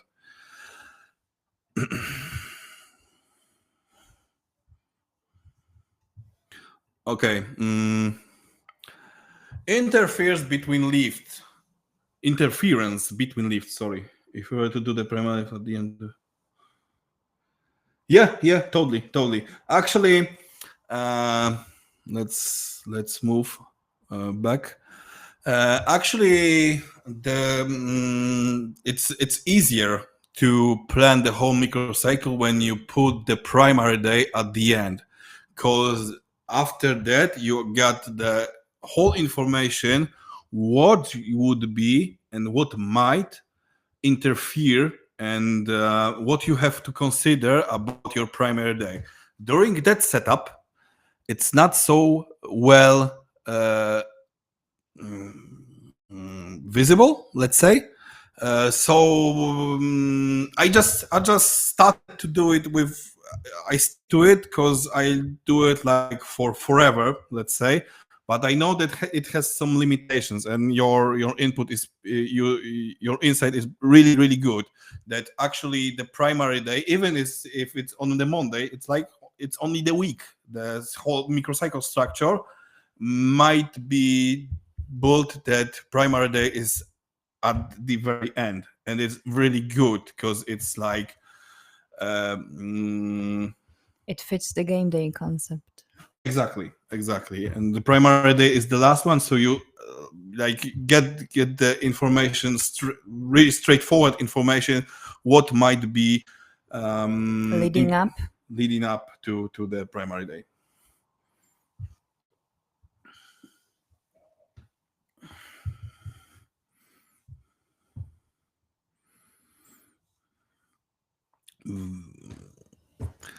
It depends. Actually, it depends. I would say that 50 to 50. Depending on what's an athlete capable of regarding his lifestyle. Yeah. And how we started to work with what is his or her, let's say, przyzwyczajenia, Habits. habits. Yeah. Okay. About the interference between lifts, and I think this is the hardest part in whole coaching work, due to the fact that sometimes you are not simply there is sometimes it's impossible to look at the data and just see some interference, see that something from the data itself, from the numbers, is wrong. And actually this is the some signs that something is not good, like if you got the feedback from your lifter. If you got too much of volume, or the lifts are too close to themselves, like secondary to primary, for example, first of all, there will not be progress at all in primary day. This is the first sign that something is not right. Maybe it's not connected, especially with secondary lift. Maybe something else is off, but something is not right. The second thing is overtrain. So our lifter is not recover from the sessions that we gave him. He is like looks and feel tired. And the third thing that we are avoiding as much as we can, as we can, are pains and injuries. And it might happen due to the fact that the volume is too high, or the frequency is too high, or even not, maybe not frequency, but the rate of exposure or rate of exposures of particular sessions, like I mentioned before, the secondary to primary are too close to themselves. And from my standpoint, we are simply tracking that, especially not that we are, if lifter is really beaten up during the secondary session, it's also not really good that he is not able to not progress some loads, not put some extra weight on the barbell during secondary weight, but he need to reduce the weight. It also, that's pretty shitty Situation. yeah. And but mostly we are like focused on primary day.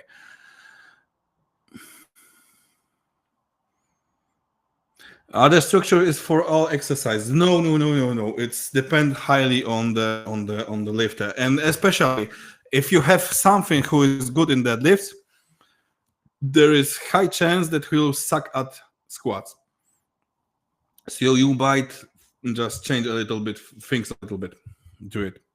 And not to mention that the primary SBD might be also divided to primary squat session and in the other day primary deadlift session. About the interference and between lifts, if we saw something pretty opposite. So if we got too little of volume or the rate of exposures are too far from each other, there will be also no progress, but there will be no sign of homeostasis disruption. So in terms of DOMS, DOMS, Muscle soreness. muscle soreness. Thank you. Yeah. In terms of some fatigue that he was experienced, and Your English is running out. yeah. And some movement pattern unstable on familiar, and I think this is the really good thing to talk about it. The movement pattern unstable on familiar. If your lifter, for example, is doing squat during primary day, and he feels like he are not able to squat properly, like he would be teaching once again how to squat, it might be the very signal to either way put a little bit more volume the session before primary day, or just make the session a little bit closer to the primary day, or just put the third session of squat between the secondary and the primary, or something like that. So it can look like day one is primary daily session, tertiary for deadlift, quinary for squat. Yeah, totally. Okay, the first thing about the interference. Interference between lifts, and it is one of my really good lifters, good female lifters. When we started to work with each other, it was like this upright left structure. So in day one, we got primary squat, tertiary dead bench press, and secondary deadlift. In day two, we got secondary bench press. In day three, we got quaternary bench press and primary deadlift session. And in day four, we got secondary squat session and primary bench press session. But it doesn't work at all for bench press and for deadlift. And for the deadlift, Sabina felt like she was really Stiff. There was no power from the leg. From it like she wasn't recovered at all, and actually we cannot do something else in primary squat session, because it was like one main set and one or two backups, I believe. So really it wasn't really rich in volume. But first thing,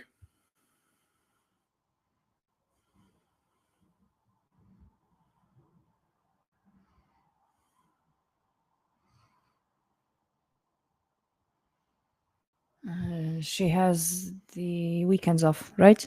yeah.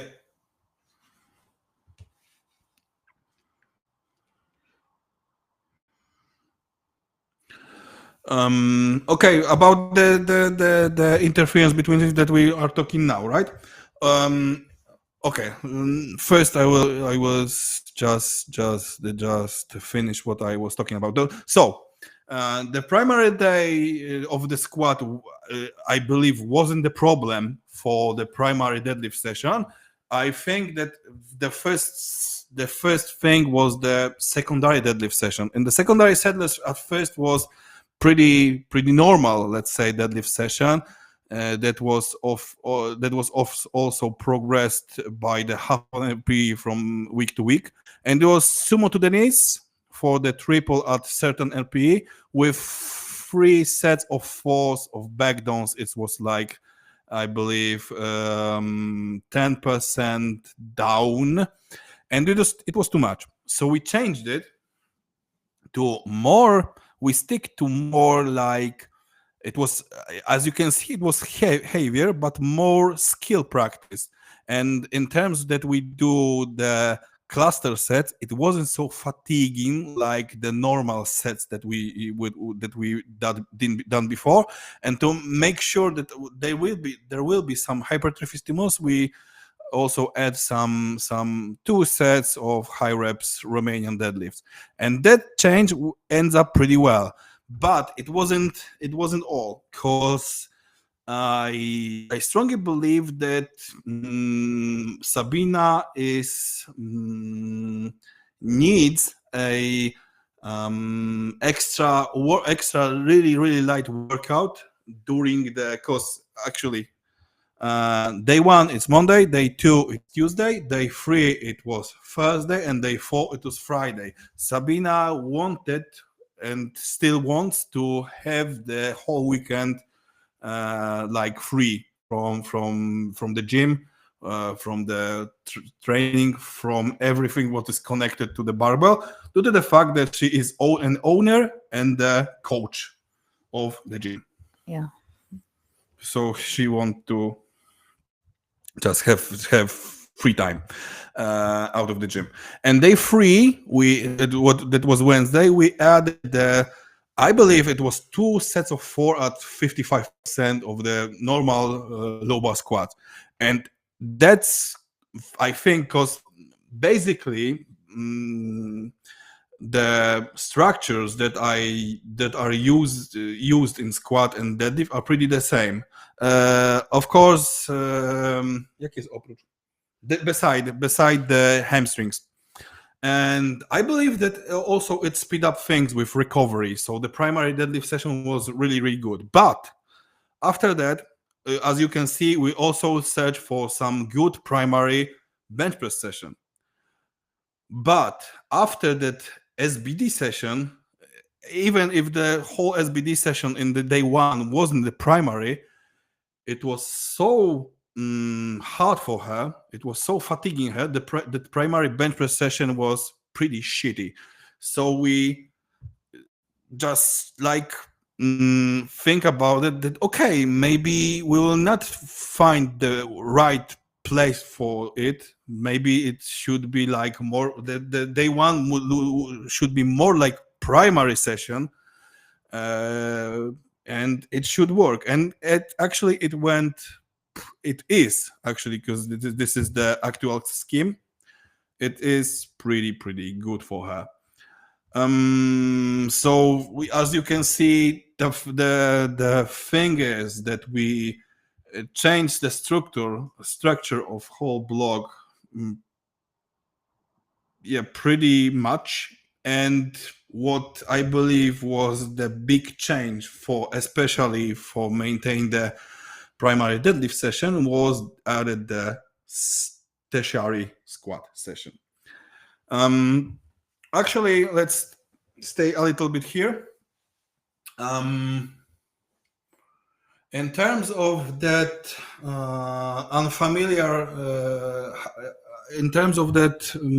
being unfamiliar with the, from technical standpoint, with the lift, that someone is not trained enough, is undertrained. I got a lifter, only 2 sessions of deadlift and 2 sessions of squats, like primary day during Monday, and during Thursday was the secondary session of squat, and during Friday was secondary session of deadlift. And deadlift was was progressing really good, really fine. But for each session in primary day for squat, he told me that he is like he's unable to feel how to put the barbell on his back. That everything feels unfamiliar, everything feels odd. And I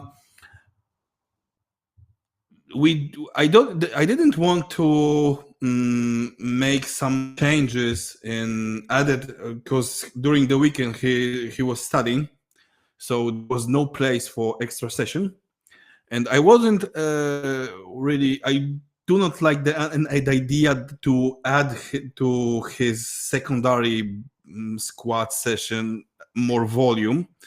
So we just do really simple thing. We switch the secondary sessions of squat and deadlift, and after that, squat started to progress also. And deadlift wasn't a victim of that change. Deadlift also progressed really good. Okay. About accessory work, and I believe from our system that we are presenting to you, accessory work is the weakest link of it, because in terms of SBD, in terms of specialty development exercise in competition lift, we are tracking a lot of data. In terms of accessories, we're not. But I believe that if you will find some structure of your microcycle in terms of accessories, you also might stick to it, to something that works. But just you might for every 6 or every 12 weeks just change the accessories. But if you put in certain place, like after the primary session, some work for hip flexors, just stick to it to maintain the to not make more chaotic the whole environment that you are creating for your lifter by just changing the position of accessories. And actually, what accessories do we like to give our lifters? First one are hip flexors. If you will like look at our competition lifts, there is no hip flexion at all. Squat is like hip extensor movement. Deadlift is like hip extensor movement. Bench is, I don't know if bench is bench. Bench is bench, yeah. So there is no any hip flexion movement, and I feel like it might be give you some issues in terms of structural balance, let's say, and even firing up your glute or hemis during the lifts. The second one, especially in sumo lifters, is hip internal rotation. Also, none of our competition lifts now, or even not all at all our special development exercises, are stimulating the hip internal rotation. We got a lot of external rotation, especially in squat, especially for those whose femur is pretty long, and especially in sumo deadlifts. So I believe that also some work for hip internal rotation might be not even helpful for achieving the bigger total, but to make sure that your lifter is healthy. And the third one is thoracic extension. And it depends on how your deadlift looks like. If you're more like Agata, whose back is pretty straightforward, is pretty extend, you might not need so much of that work. But even for Agata, when we applied some typical work for thoracic extension, and it was lock clean, the lock like from the strongman, and the log press, for the second session. Log press was more like volume in terms of high reps.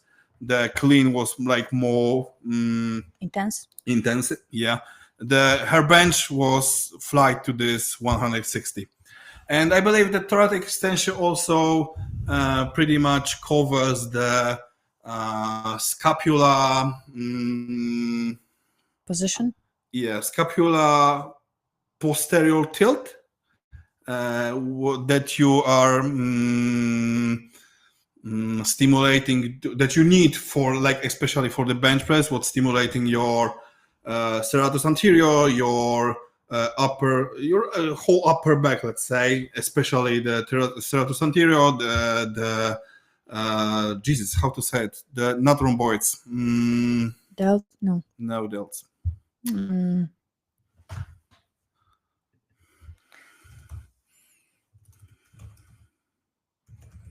Yes, trapezius. Thank you. Lower and upper trapezius. Thank you very much.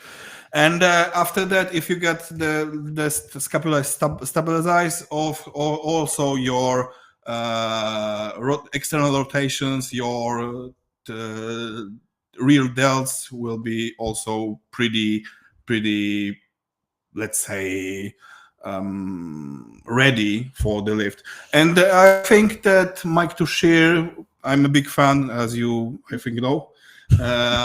Also, like covers that by doing the front squats. Mike Tushir in every of his blogs, I believe, got some work in the front squat. Would hip transfer to sumo being able to get happy? Yes, maybe there is a chance. Actually, what we discover. I don't know. Discover is good sentence, but let's move on. Sumo pullers tend to be zobacz dwugłowy. Uda. Hamstring. No, hamstring is group. Hamstring is like semitendinous, semispinalis. Biceps femoris. Like bicep femoris is like stretched, is like more developed in sumo pullers due to the position of their legs that are externally rotate, and they need extra work, like for właśnie teraz próbuję sobie puścić.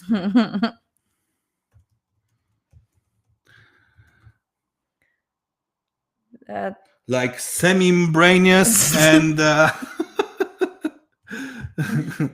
and semitendinous. So the the other ones. Yeah, the other ones of the hamstrings are not developed fully, and it might cause some troubles, like some pains and like the close to the pelvis. Okay, the examples. Hip flexors. I believe we can do something like sprinter hip flexion, especially like that.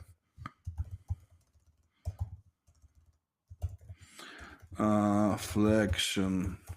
One of my favorite is eccentric seated hip flexion, one leg. Which part?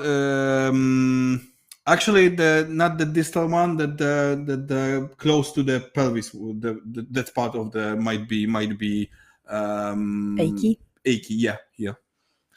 It's about the hip flexor, hip internal rotation. Funny thing, Romanian deadlift, but with roller between legs. I know it sounds funny. It looks funny, but it actually works to maintain the internal rotation, to reduce the limitation of it. Also, any kind of the leg raises with anything between the knees. Yeah, and the leg raises between anything between the knees, between even the ankles, also will do the work. And for the both of them, hip internal rotation and hip flexion at the same time. What else? Everything like if those are your legs, just doing something like that. I know it's isolation. It feels like a really stupid thing, but actually it works. I like as a let's say rehabilitation exercise. What about rows? What is the question here? Yeah, rows are useful in terms of thoracic extension, but they are not like let's say niezbędne. necessary. from our standpoint. But yeah, there is a place for it. And the fourth point is the needed one, of course. Turret extension. Sorry. So as I said, clean lock clean. As you mentioned, might be rows, might be some like SSB good mornings. It's like whole posterior chain, but it more highly depend on the upper back. And actually, what we Overhead holds. Also, and what we did last time, I really love it. It's like on this extension bench. It's like hyper extensions with barbell in snatch grip. Awesome stuff. Like overhead snatch grip? Nah. One sec, guys. I will Like just enhance show you. holding. Yeah.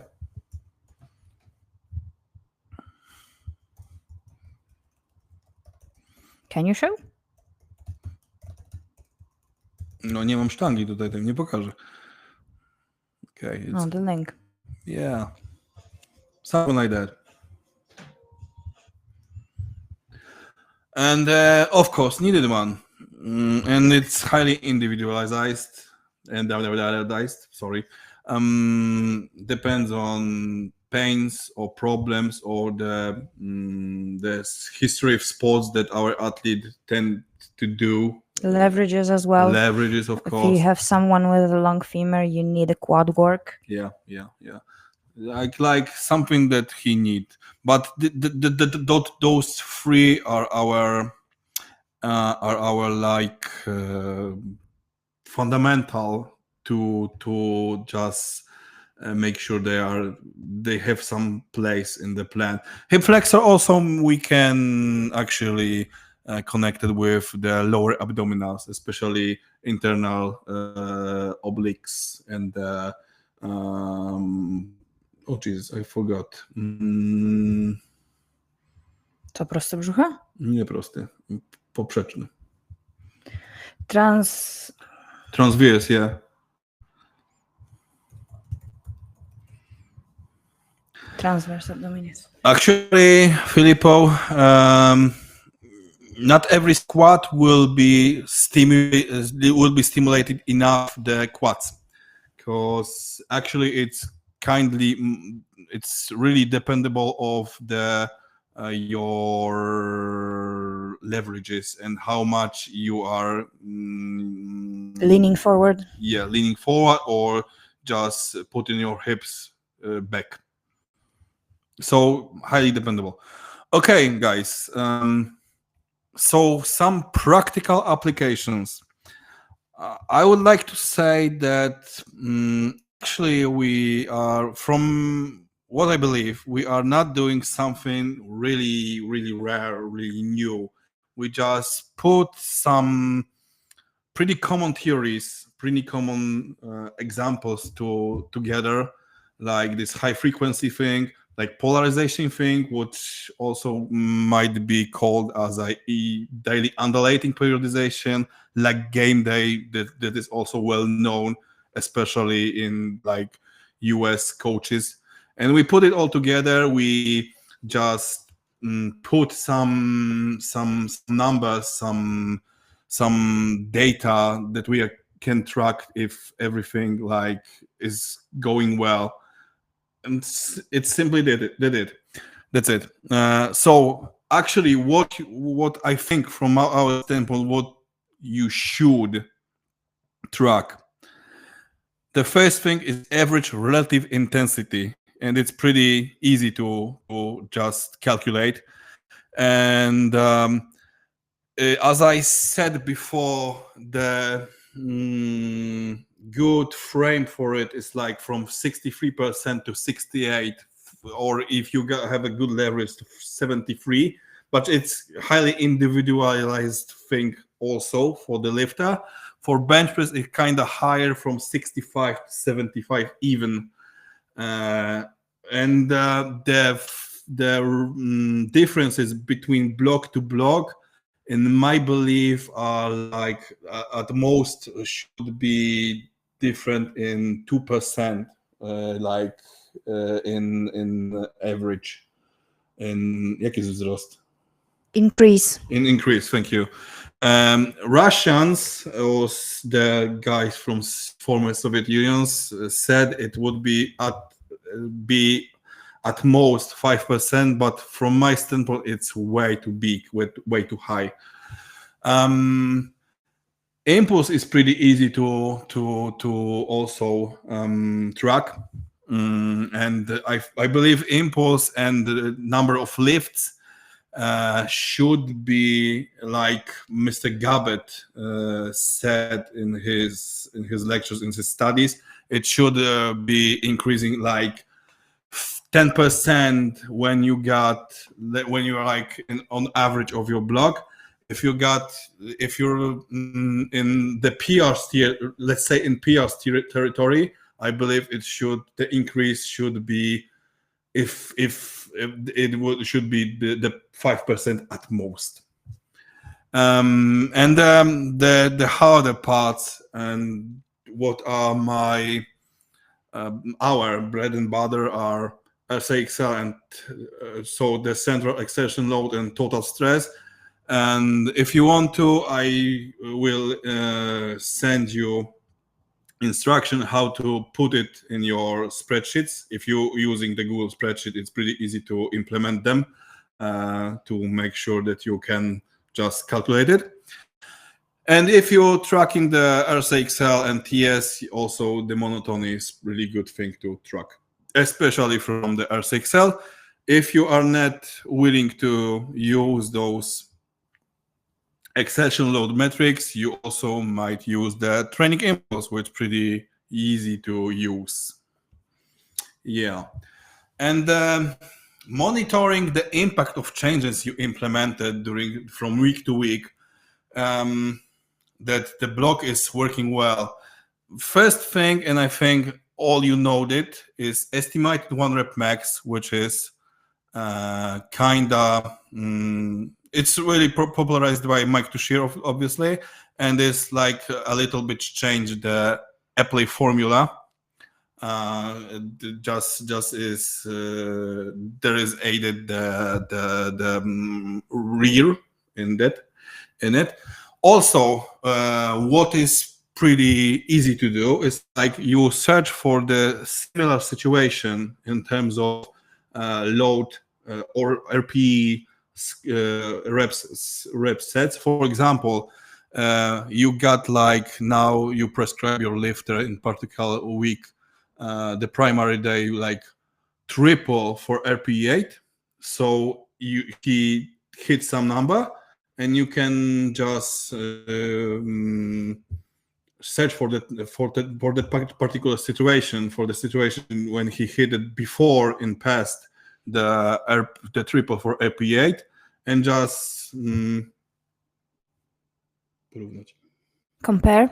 Just compare the lifts, the numbers. Are they he improves or not? This is also some good information for you and pretty easy to collect.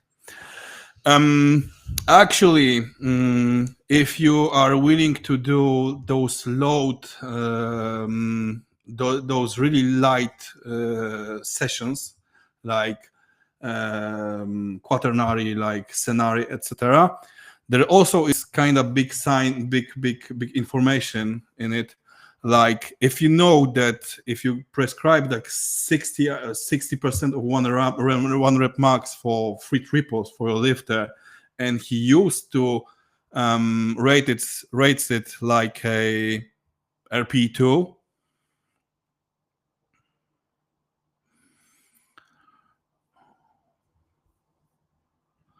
yes, totally agree, Aid.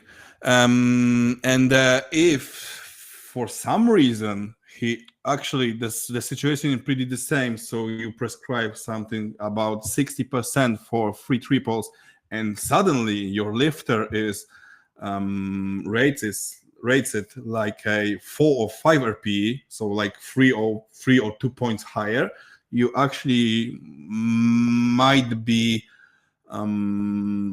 podejrzewać. Suspecting? You might suspect that you did something wrong in the previous microcycle, or that microcycle if your primary is at the is the last session. Yeah. The changes in volume is kind of tricky because I will show it to you.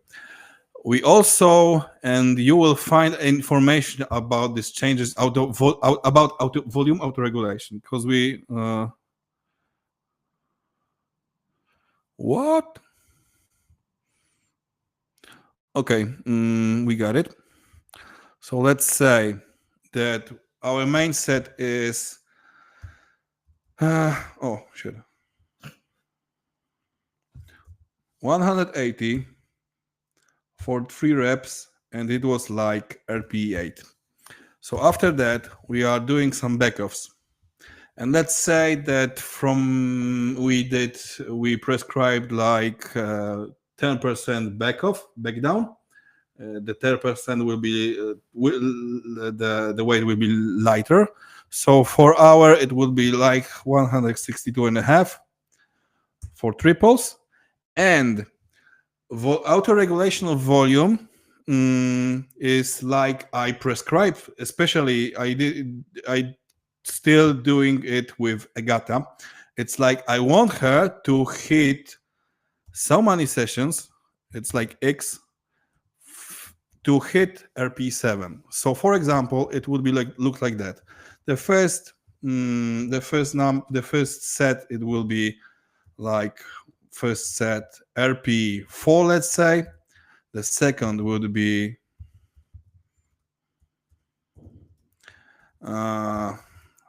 let's say at 5 to speed things up.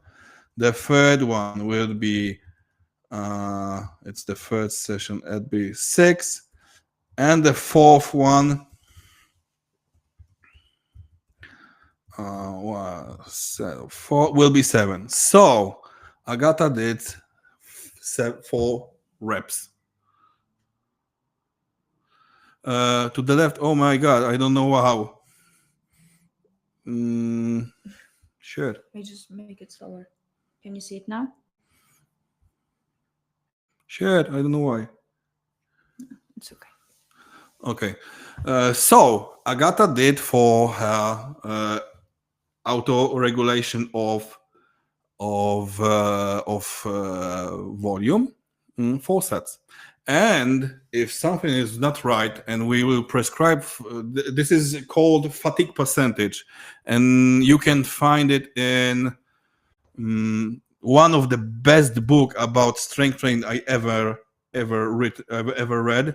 It's Strength Training Manual. What a surprising name, by Mladen Jovanovic. There's a ton of some really good ideas, really good concepts that we can apply to our world. Because Mladen is like, I believe he mostly is a soccer coach or football coach, depends on where you live.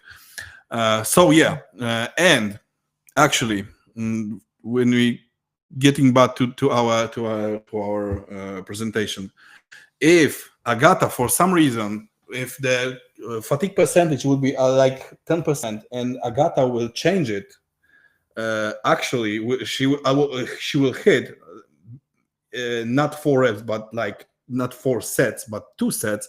It is big signal for me that something is not right, because she is not able to hit the desirable from me, because I gave a fatigue percentage, and I not give her like straight 4 sets, but I am expecting that she will hit from 4 to 6 sets for given fatigue percentage for given session.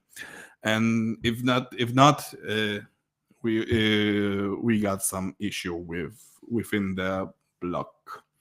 And Same thing we can do with VBT, especially about the volume.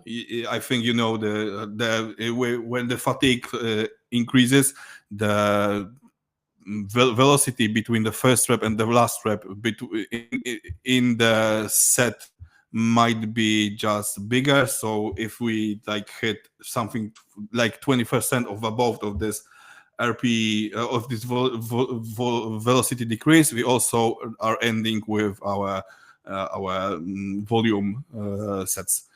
And things that I am doing right now is VBT readiness protocol. So during the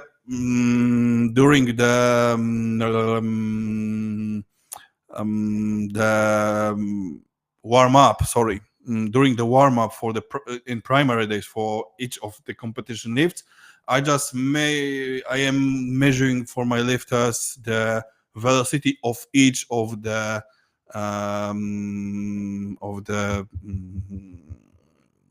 warm-up sets, from barbell itself to like, let's say, 75% of the intensity, and I just comparing the velocities of each of those to make sure if the particular session will be good or not. If the velocities are lowering, it's also the big signal for me that something something in the structure of microcycle or volume of microcycle, intensity of microcycle is not good.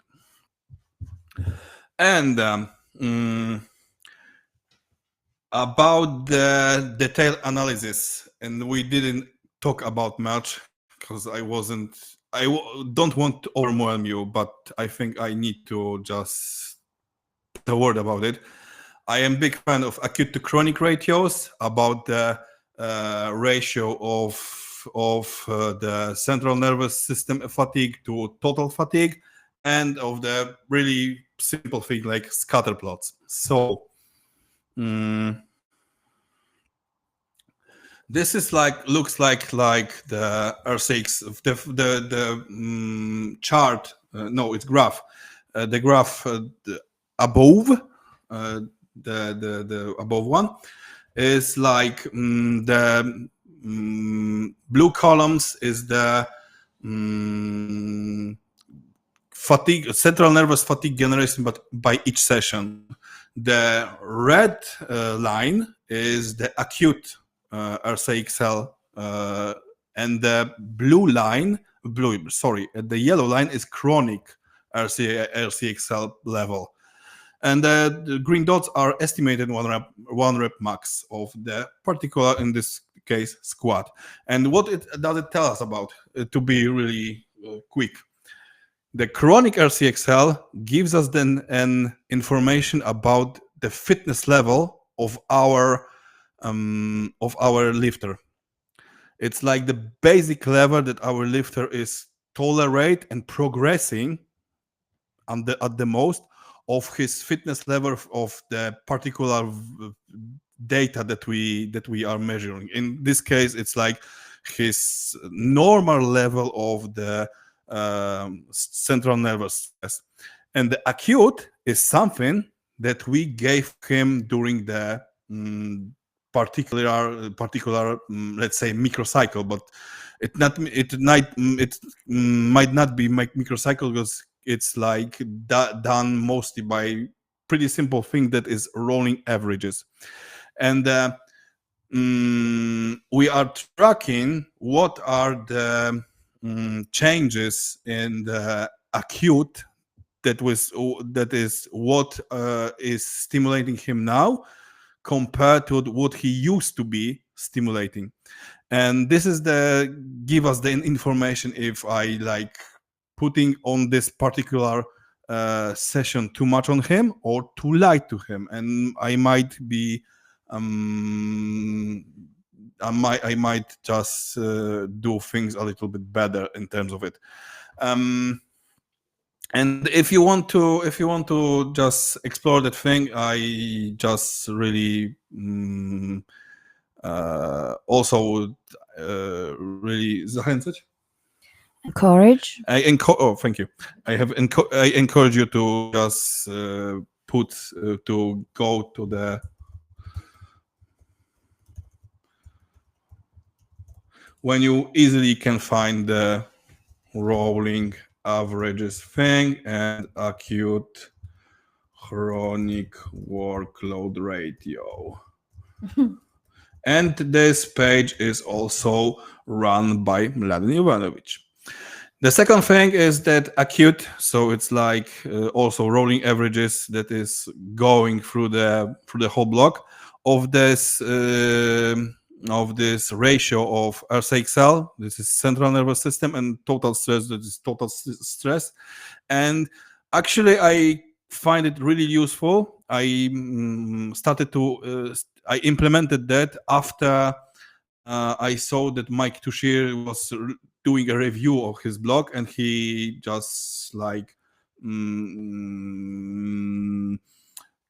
tells that in his belief the bench press for this block was off due to the fact that this ratio between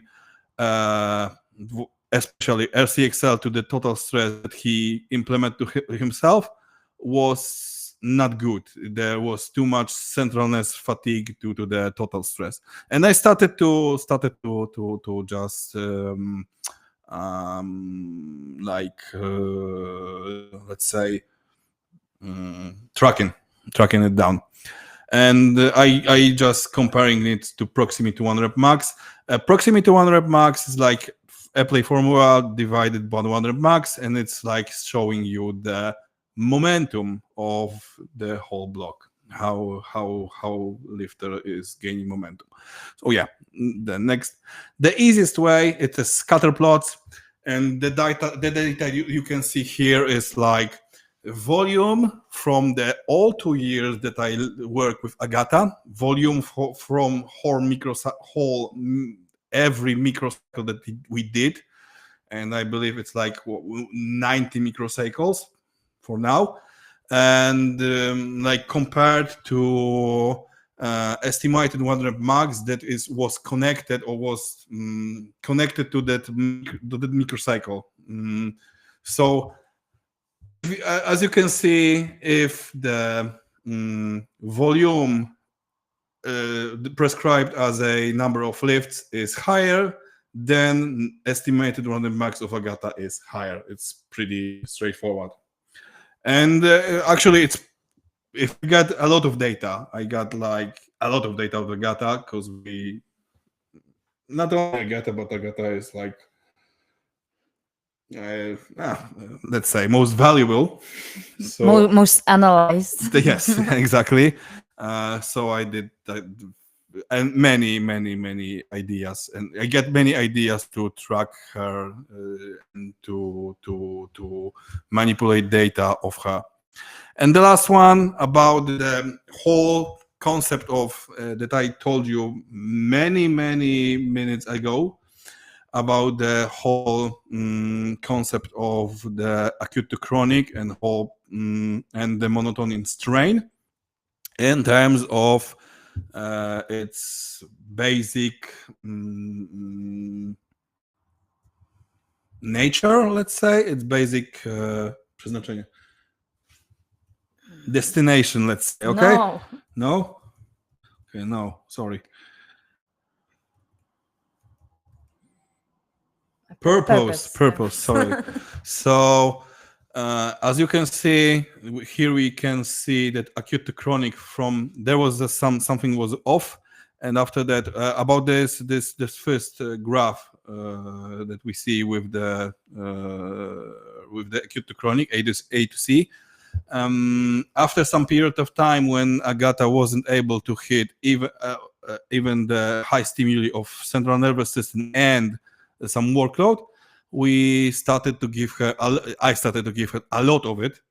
And as you can see in week 12, the strain and also in the monotony hit really big values. And shortly after the week 13, we started with back pain. So monotony was off, the volume and the intensity was really high. I didn't do anything good with in terms of it with it, and actually let's say I fuck it up. We end up like managing that to this level that it was before the Girl Power, I believe, 2023. Or Malta? No, I believe Girl Power, because she was working at the, Okay. yeah. So okay, guys. It was wonderful 3 hours and 16 minutes. I believe that the information that we gathered here will be useful for you. I know it was a lot, Big man. and I really hope that you will take something from it and use it for your programming, for your lifters, for yourself, and yeah.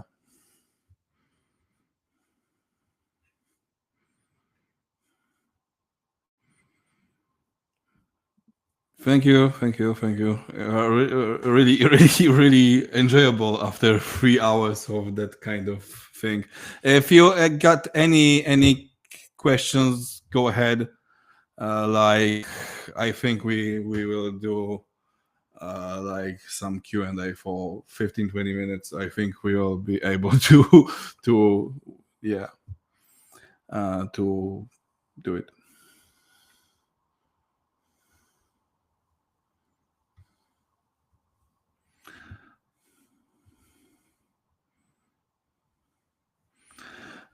Example: how much you increase the image in some of your lifters. Okay, wait. I will just start the Q&A. Bank. Okay, and bam. Bank.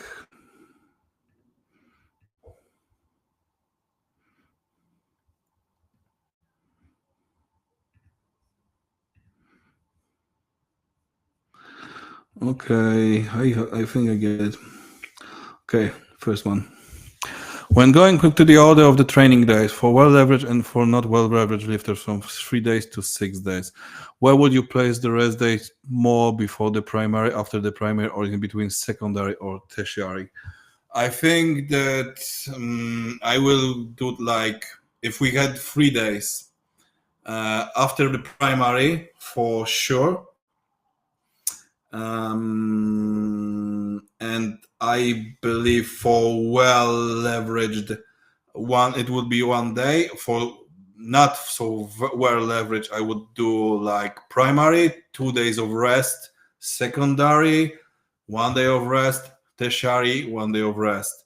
In terms of like, in terms of 6 SBDs, I believe I would do like between the last session and between the primary of the second session, something like that. You know, it's hard to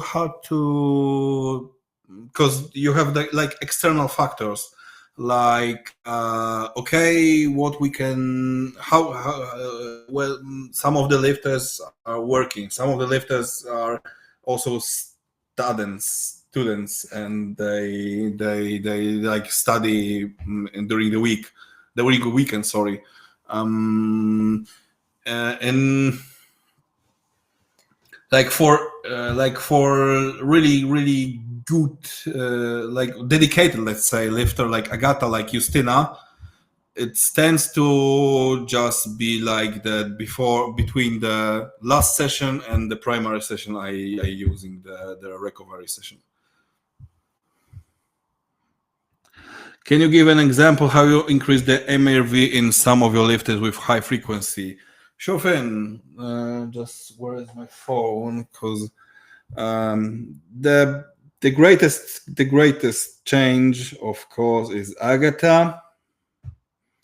One sec, please. No, it's not her. Agata. After the not very great Sheffield, average voltage in squad was 36 lifts, approximately average. We end up during the 6 SBD with the 89 lifts, max of what she hit it during the in squad during the some accumulation, more accumulated, let's say, block is 121 lifts per microcycle. For bench press, 6 bench press during the even after the Sheffield 23, it was 134 lifts.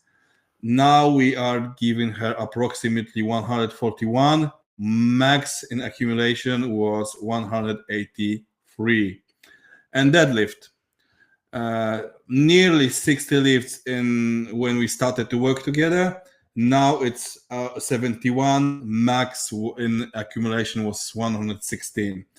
I believe if you double, I think it's not like some rule, but I believe if you double a frequency, you will also be able to double the volume. Yeah, I think it might be true. Tricky thing is that if you like counting in like in terms of sets, because let's say in terms of volume, tracking in the number of lifts, number of reps, like you will hit 3 sets of 8 reps in Romanian deadlift. It's like putting your volume a lot. Okay. So to sum up, most people do high frequency band, they increase their run when we should just treat every single basic the same, but with individualization.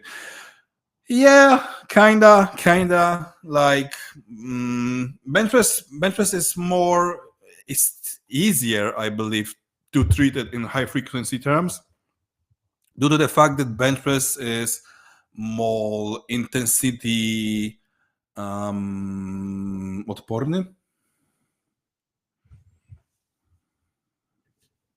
It now not so Resistant. it's intensity resistant. It's not like that you will suffer from a little bit too high intensity in bench press. Like in terms of squat or deadlifts, there are like much more let's say czuły.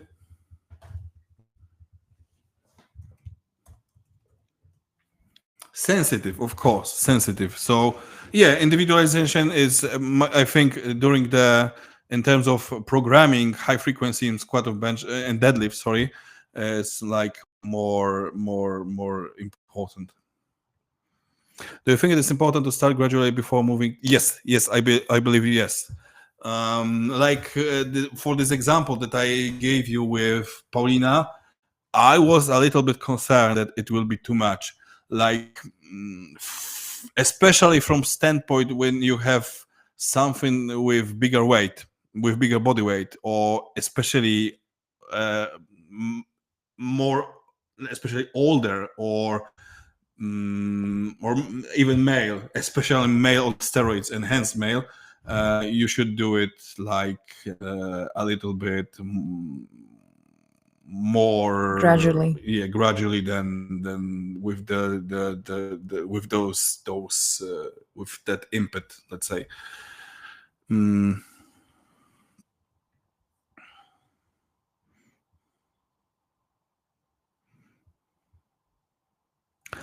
Why not both? You know what? I like to do things that are attacking, let's say, Targeting. targeting particular issue from like some Different angles. different angles, different perspectives. So in case of 6 SBDs and a lot of things that you can do, like doing both, like skill practice during secondary day to maintain like some work, let's say deadlift to the knees with 1 second pause, eccentric deadlift with pause below knees during the eccentric part of the movement, and after that doing some lock cleans, doing some hyper extensions with barbell on the this hyper extension thing.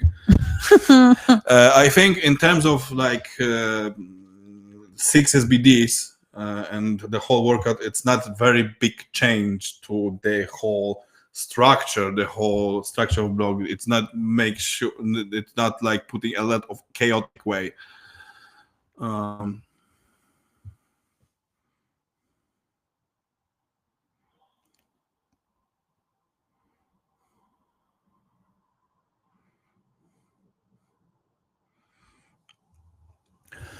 At, we Interesting. Yeah, we didn't hit plateau even with Agata, and Agata is the best one female test, the best power lifter, female or not female in APF, and the best.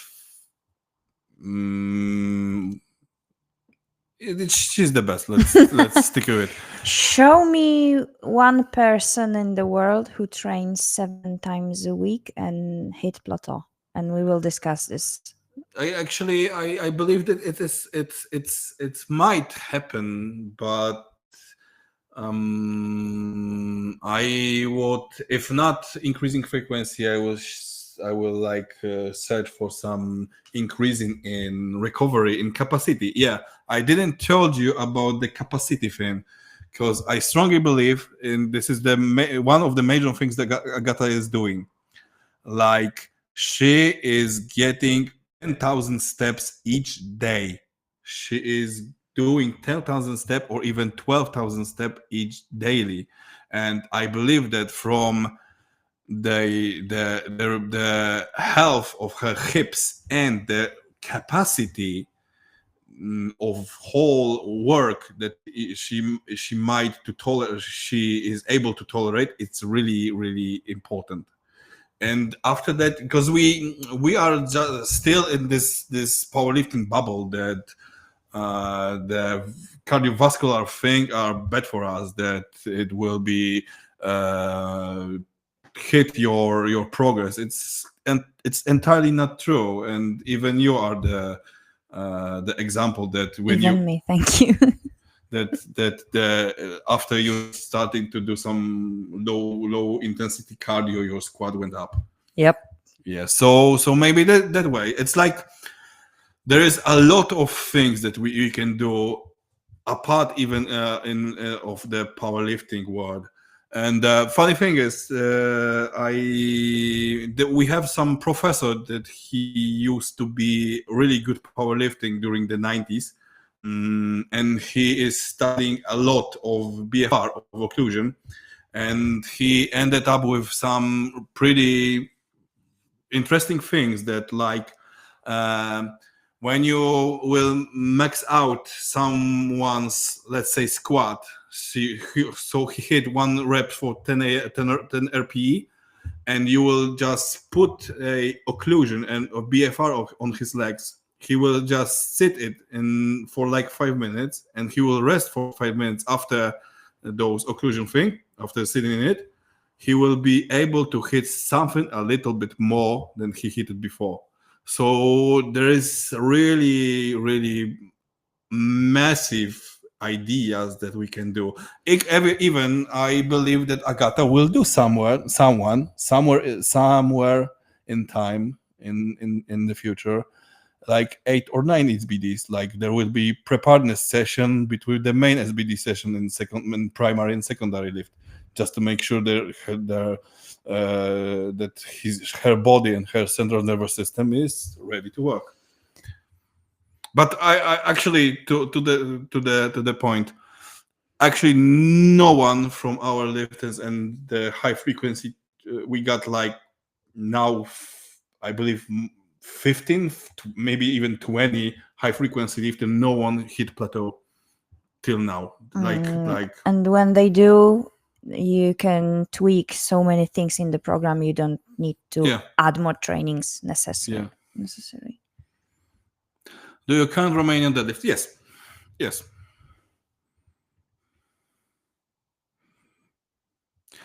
Actually, 4 now, I believe. Four or more? I think 4. 4 with 4, let's say that. And one is pretty heavy because And I have 2 more, so we have 6. we have 6. Yeah, and one is pretty heavy because he weighted like 105. And it looks pretty. Things looks pretty good. Yeah. So yeah.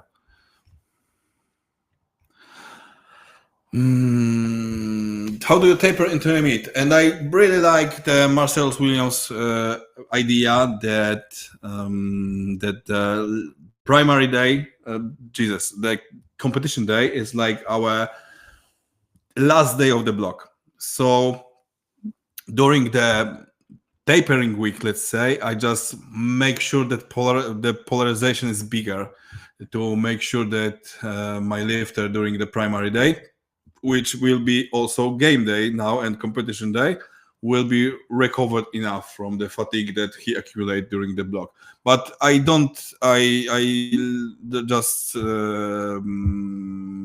not doing anymore like The classic taper. the typical taper things with reducing the volume, reducing the intensity. Of course, the last 3-4 days are kind of different than the normal structure, but only in terms like higher polarization. Even if I know that my lifter is really beneficial to particular special development exercise like bottom pause deadlift, he will get it like 2 days before the competition. Okay, let's say what. Whoa. Wow. To było.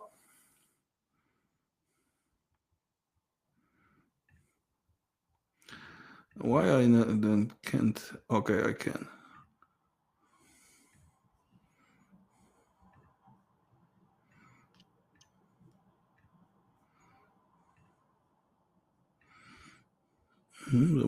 Dobra, mieliśmy.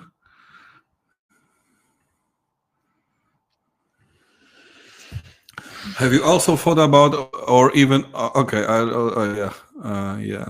already think. Yeah, I think thought about it. I think about it, and I think it might be a future for a powerlifting. It might happen, and I think pretty soon because if we will hit plateau with Agata, and let's say it might happen after she gaining weight to 84, because I think that gaining weight will provide the progress for her, but after that she might get some plateau when it will be really hard to disrupt her homeostasis in terms of even hypertrophy or central nervous system. And I think this is one of the roads of the paths that we will explore. Just added some extra workouts like morning and late shift, because still I believe that we as a powerlifting community, we think about that we are so too special compared to other athletes. We are also some athletes. We are should do things like other athletes. We should train even more like athletes from other disciplines. I strongly believe. I don't have any evidence. What is approximate duration of female to male lifter you coach? So about how many female, how many male? Let's start that about 75 of my lifters are actual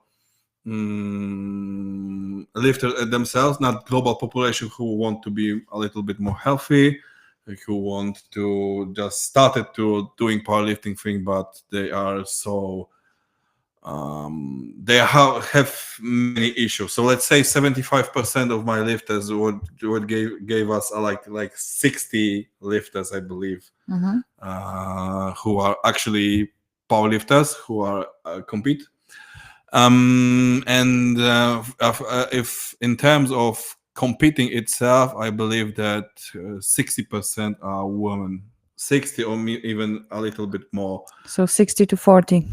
60 to 40, even 65 maybe are females. And actually, I like more working with women.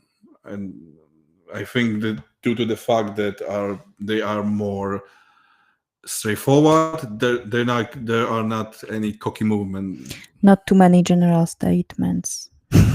Please. Okay, yeah, just, yeah. Yes, yes, exactly. Yes. I believe that if you want to hit double like in terms of RP9 or triple, it might not ends very well. And I I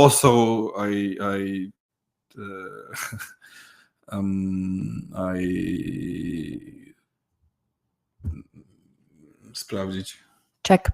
checked it a couple of times. Next one is interesting. Yeah. Do you more often increase frequency proactively, like before someone is showing that they actually need it, or do you most increase frequency when you see that the athlete really needs? This has become some kind of an influential thing. Especially in Poland, like yeah, in Poland there are some lifters who want to be coached by us, by me, just to the fact that they would be able to do 6 SBDs, and they are really not happy about it. They are not starting with 6 SBDs because I believe that we should start with more classic classic sequence of the microcycle, and after that, if I look like if it's things are not getting in the or getting her or his progress is not so good or not satisfying enough, we are like exploring an extra session of squat, of deadlift, or the bench press. Actually, most common for me as a very first block for lifters who want to work with me is like three squats, 4 bench press, and 2 deadlift. This is like my most typical starting point.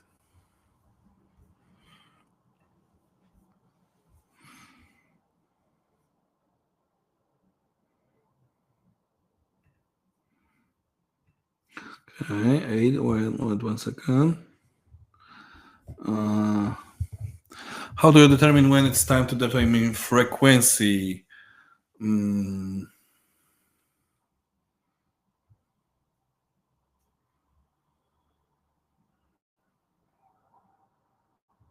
jak to rozumiesz?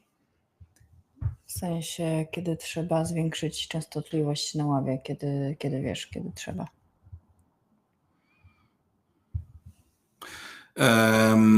First thing, if increasing in volume start to kick in your lifter or you, that you are not able to recover some pains in terms of triceps, shoulders, pecs are getting involved in your sessions. Yeah, the recover things, I believe, or if just we had like there is no progress at all, like we are not able to put any numbers.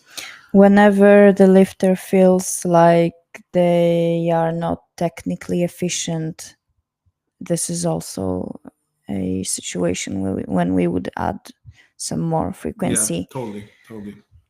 That the lifter is not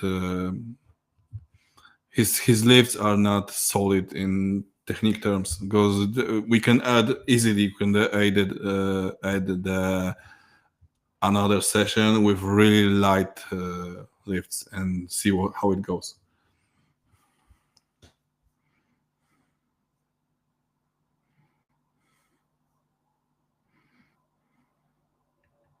Tego nie było, nie? Nie wiem, pokaż. What are signs that would make you increase frequency, add a new session instead of just adding more sets or reps to a session? Just answered it. Actually, when the hitting bigger bigger volume seems to be counterproductive, seems to make lifter more like suffering instead of like progressing. And actually, I know. Actually, it's like maybe counterproductive to our whole polarization concept that this polarization session would be really, really big and really, really hard. Because I believe that the lifter shouldn't be beaten really hard from session. It's not the point to be exhausted as fuck. Okay, guys. Okay, we will like wait for another minute. If there are no extra questions, we will just end it. Oh yeah, there is a question.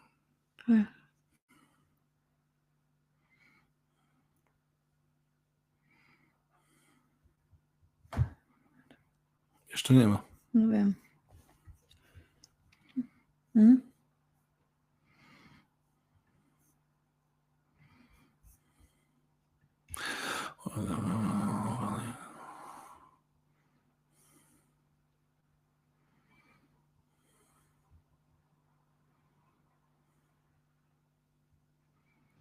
So like an alternating? Yeah. We call that thing as an alternating method, and this is actually because I'm not. My leverages are pretty shitty to the deadlift, and I came up with that idea a long time ago. And due to the fact that I was able to peak myself in terms of squat and bench press in 8 weeks, but after 4 weeks of deadlifting in the same manners that I just putting like 5% more in intensity and reduce some volume. After some 4 weeks, I wasn't able to progress my deadlift. My deadlift was actually regressing, and I came up with an idea that I can just do something like I will hit something like three sets of 3 reps for the amount volume for intensity for week 1, and week 2 I will hit 2 sets of 5s with like load 25 kilos lighter than in the session from week 1 session, and so on. And I was able to progress pretty good in terms of not fatiguing my central nervous system in terms of deadlift so much. Actually, I do it with my one of my IPF lifters in 105 male lifters who are not tolerating at all any high volume deadlifts, even he refuses to do not respond good to just like typical linear progression from like increasing RP for 1 point from week to week.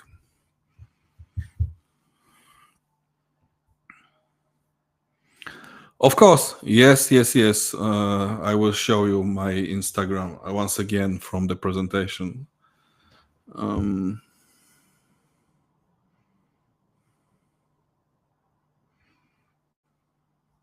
To się powinno pojawić. Jest.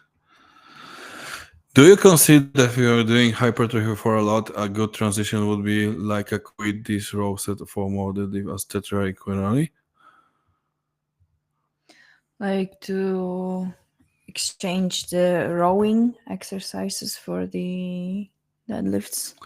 Um, yes or no? Yes and no. Yes, because I believe that during the some more hypertrophy block, I actually I need to tell a statement. I hate block periodization. I hate it in terms of like planning the half of a year that he will be accumulation, he will be transition, he will be peaking, because after each block I want to sit with my lifter, with my athlete, and talk with him about what are the biggest mistakes, what are our biggest issues, our problems, and on what should we focus on the next block. So yeah, I got the whole like concept of what we are aim, like Wards, like nationals, like Europe's, like Sheffield, but I am not planning that after the block I will do that, because it's like more dynamic situation thing due to the fact what my lifters actually need. You plan based on what happened. Yeah, but actually straight to the point. Yeah, I think it might be good idea when you want to ensure that your upper back is tend to be be more stimulating in terms of hypertrophy and or skill and just strength conditioning. Um, and actually, I tend to talk about it in terms of um, how what was the name of it? What? Trade-off sets. It's like trade-off sets. If you don't want to really exposure your lifter to some extremely higher volume due to the fact that you change some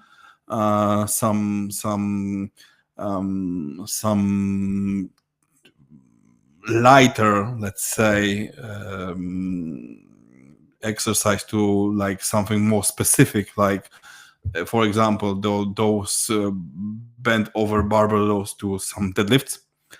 You might also might in terms of whole situation in microcycle, you might also give the reduce the like from the some other session reduce some volume or intensity for this exchange to make sure that your lifter will not be suffered so much.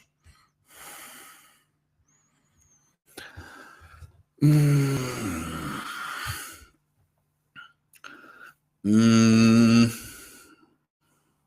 actually, I am, if not just by talking with my lifter, I am tracking the RPEs of my last sets or the volume of the backoffs if I have something who is auto-regulating the volume. And this is the information that gave me that there is no room, no space to add some volume, and we should just give that person some additional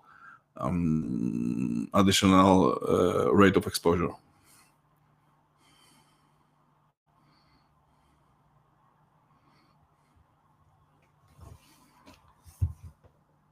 What? It's a tricky one, but very relevant to the balance for the athlete. What is your thought of on weed being banned and alcohol? No comments.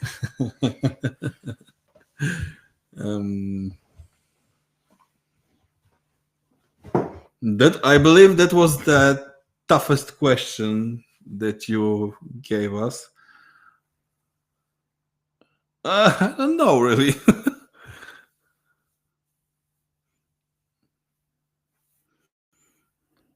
Maybe they should just ban alcohol too.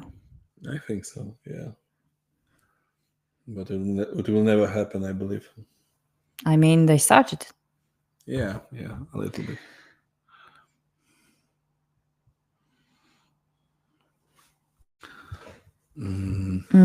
We have no further thoughts on banned Yeah, substances. Sorry. What's typical set count for no SBD accessories for you? Actually, pretty typical for me is like giving a 4 sets, let's say something similar to rows, to pull-ups, 4 or 5 sets of 8 to 10 to 6 reps. And how to say it, wielostawowe?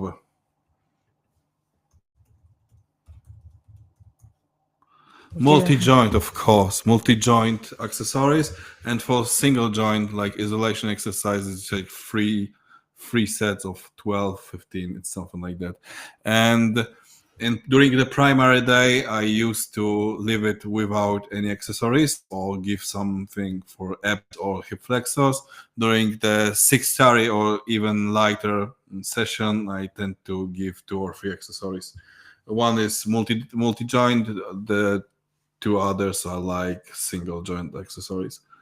So it's not a lot, actually, not a lot. Just to make sure that most of lifters would do some additional work, but it should be like 30-45 minute tops. Yeah, I think, guys. Okay, the last question, okay, because it's like the 4 hours. I believe that we pretty covers all the topics.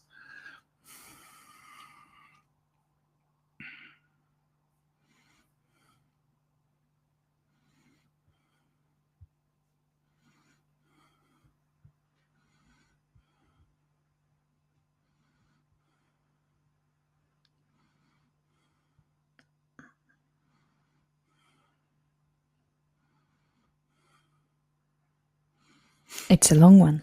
Yeah, I'm kind of afraid of. Okay, yeah, about the email and my Instagram, you can just ask here if you got something that is uncovered from our Q&A or from the whole webinar. Oh.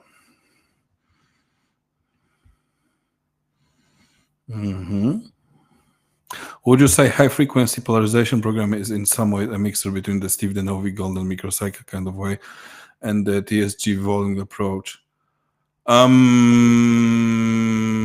Yeah, kinda, and putting in the different way. I believe that Steve kind of does the polarization thing. Maybe he doesn't like track knows it from that name. He has a different name for it. Yeah. Yeah, but I believe that it might be pretty similar. Yeah, but as I know, the Steve is like doing RP4 at least. He's not hitting something lower, or maybe something changed. I might not be at jak jest na bieżąco.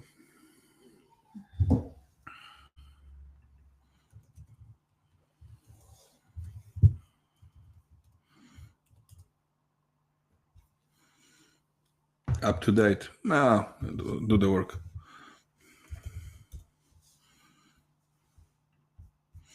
Okay, and the very last one. Okay. What? When do it the rep max during competition? I really strongly believe that measuring the 1 rep max during the sessions in training is counterproductive, and it might be not beneficial at all, or even the opposite to beneficial is Harmful, maybe. harmful to your progress. Like, I believe that hitting something at RP10 is counterproductive to your progress in your whole method. Okay. Counterproductive. Yeah, thank you very much. Okay, guys. Thank you very much for your being here. I am super happy that you are here with us. And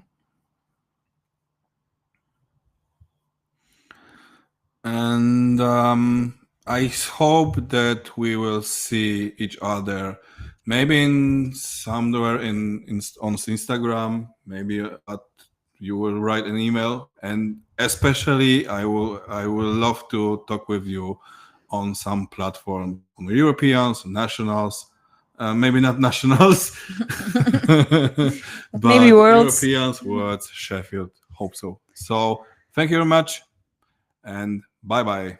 Okay, recording is off.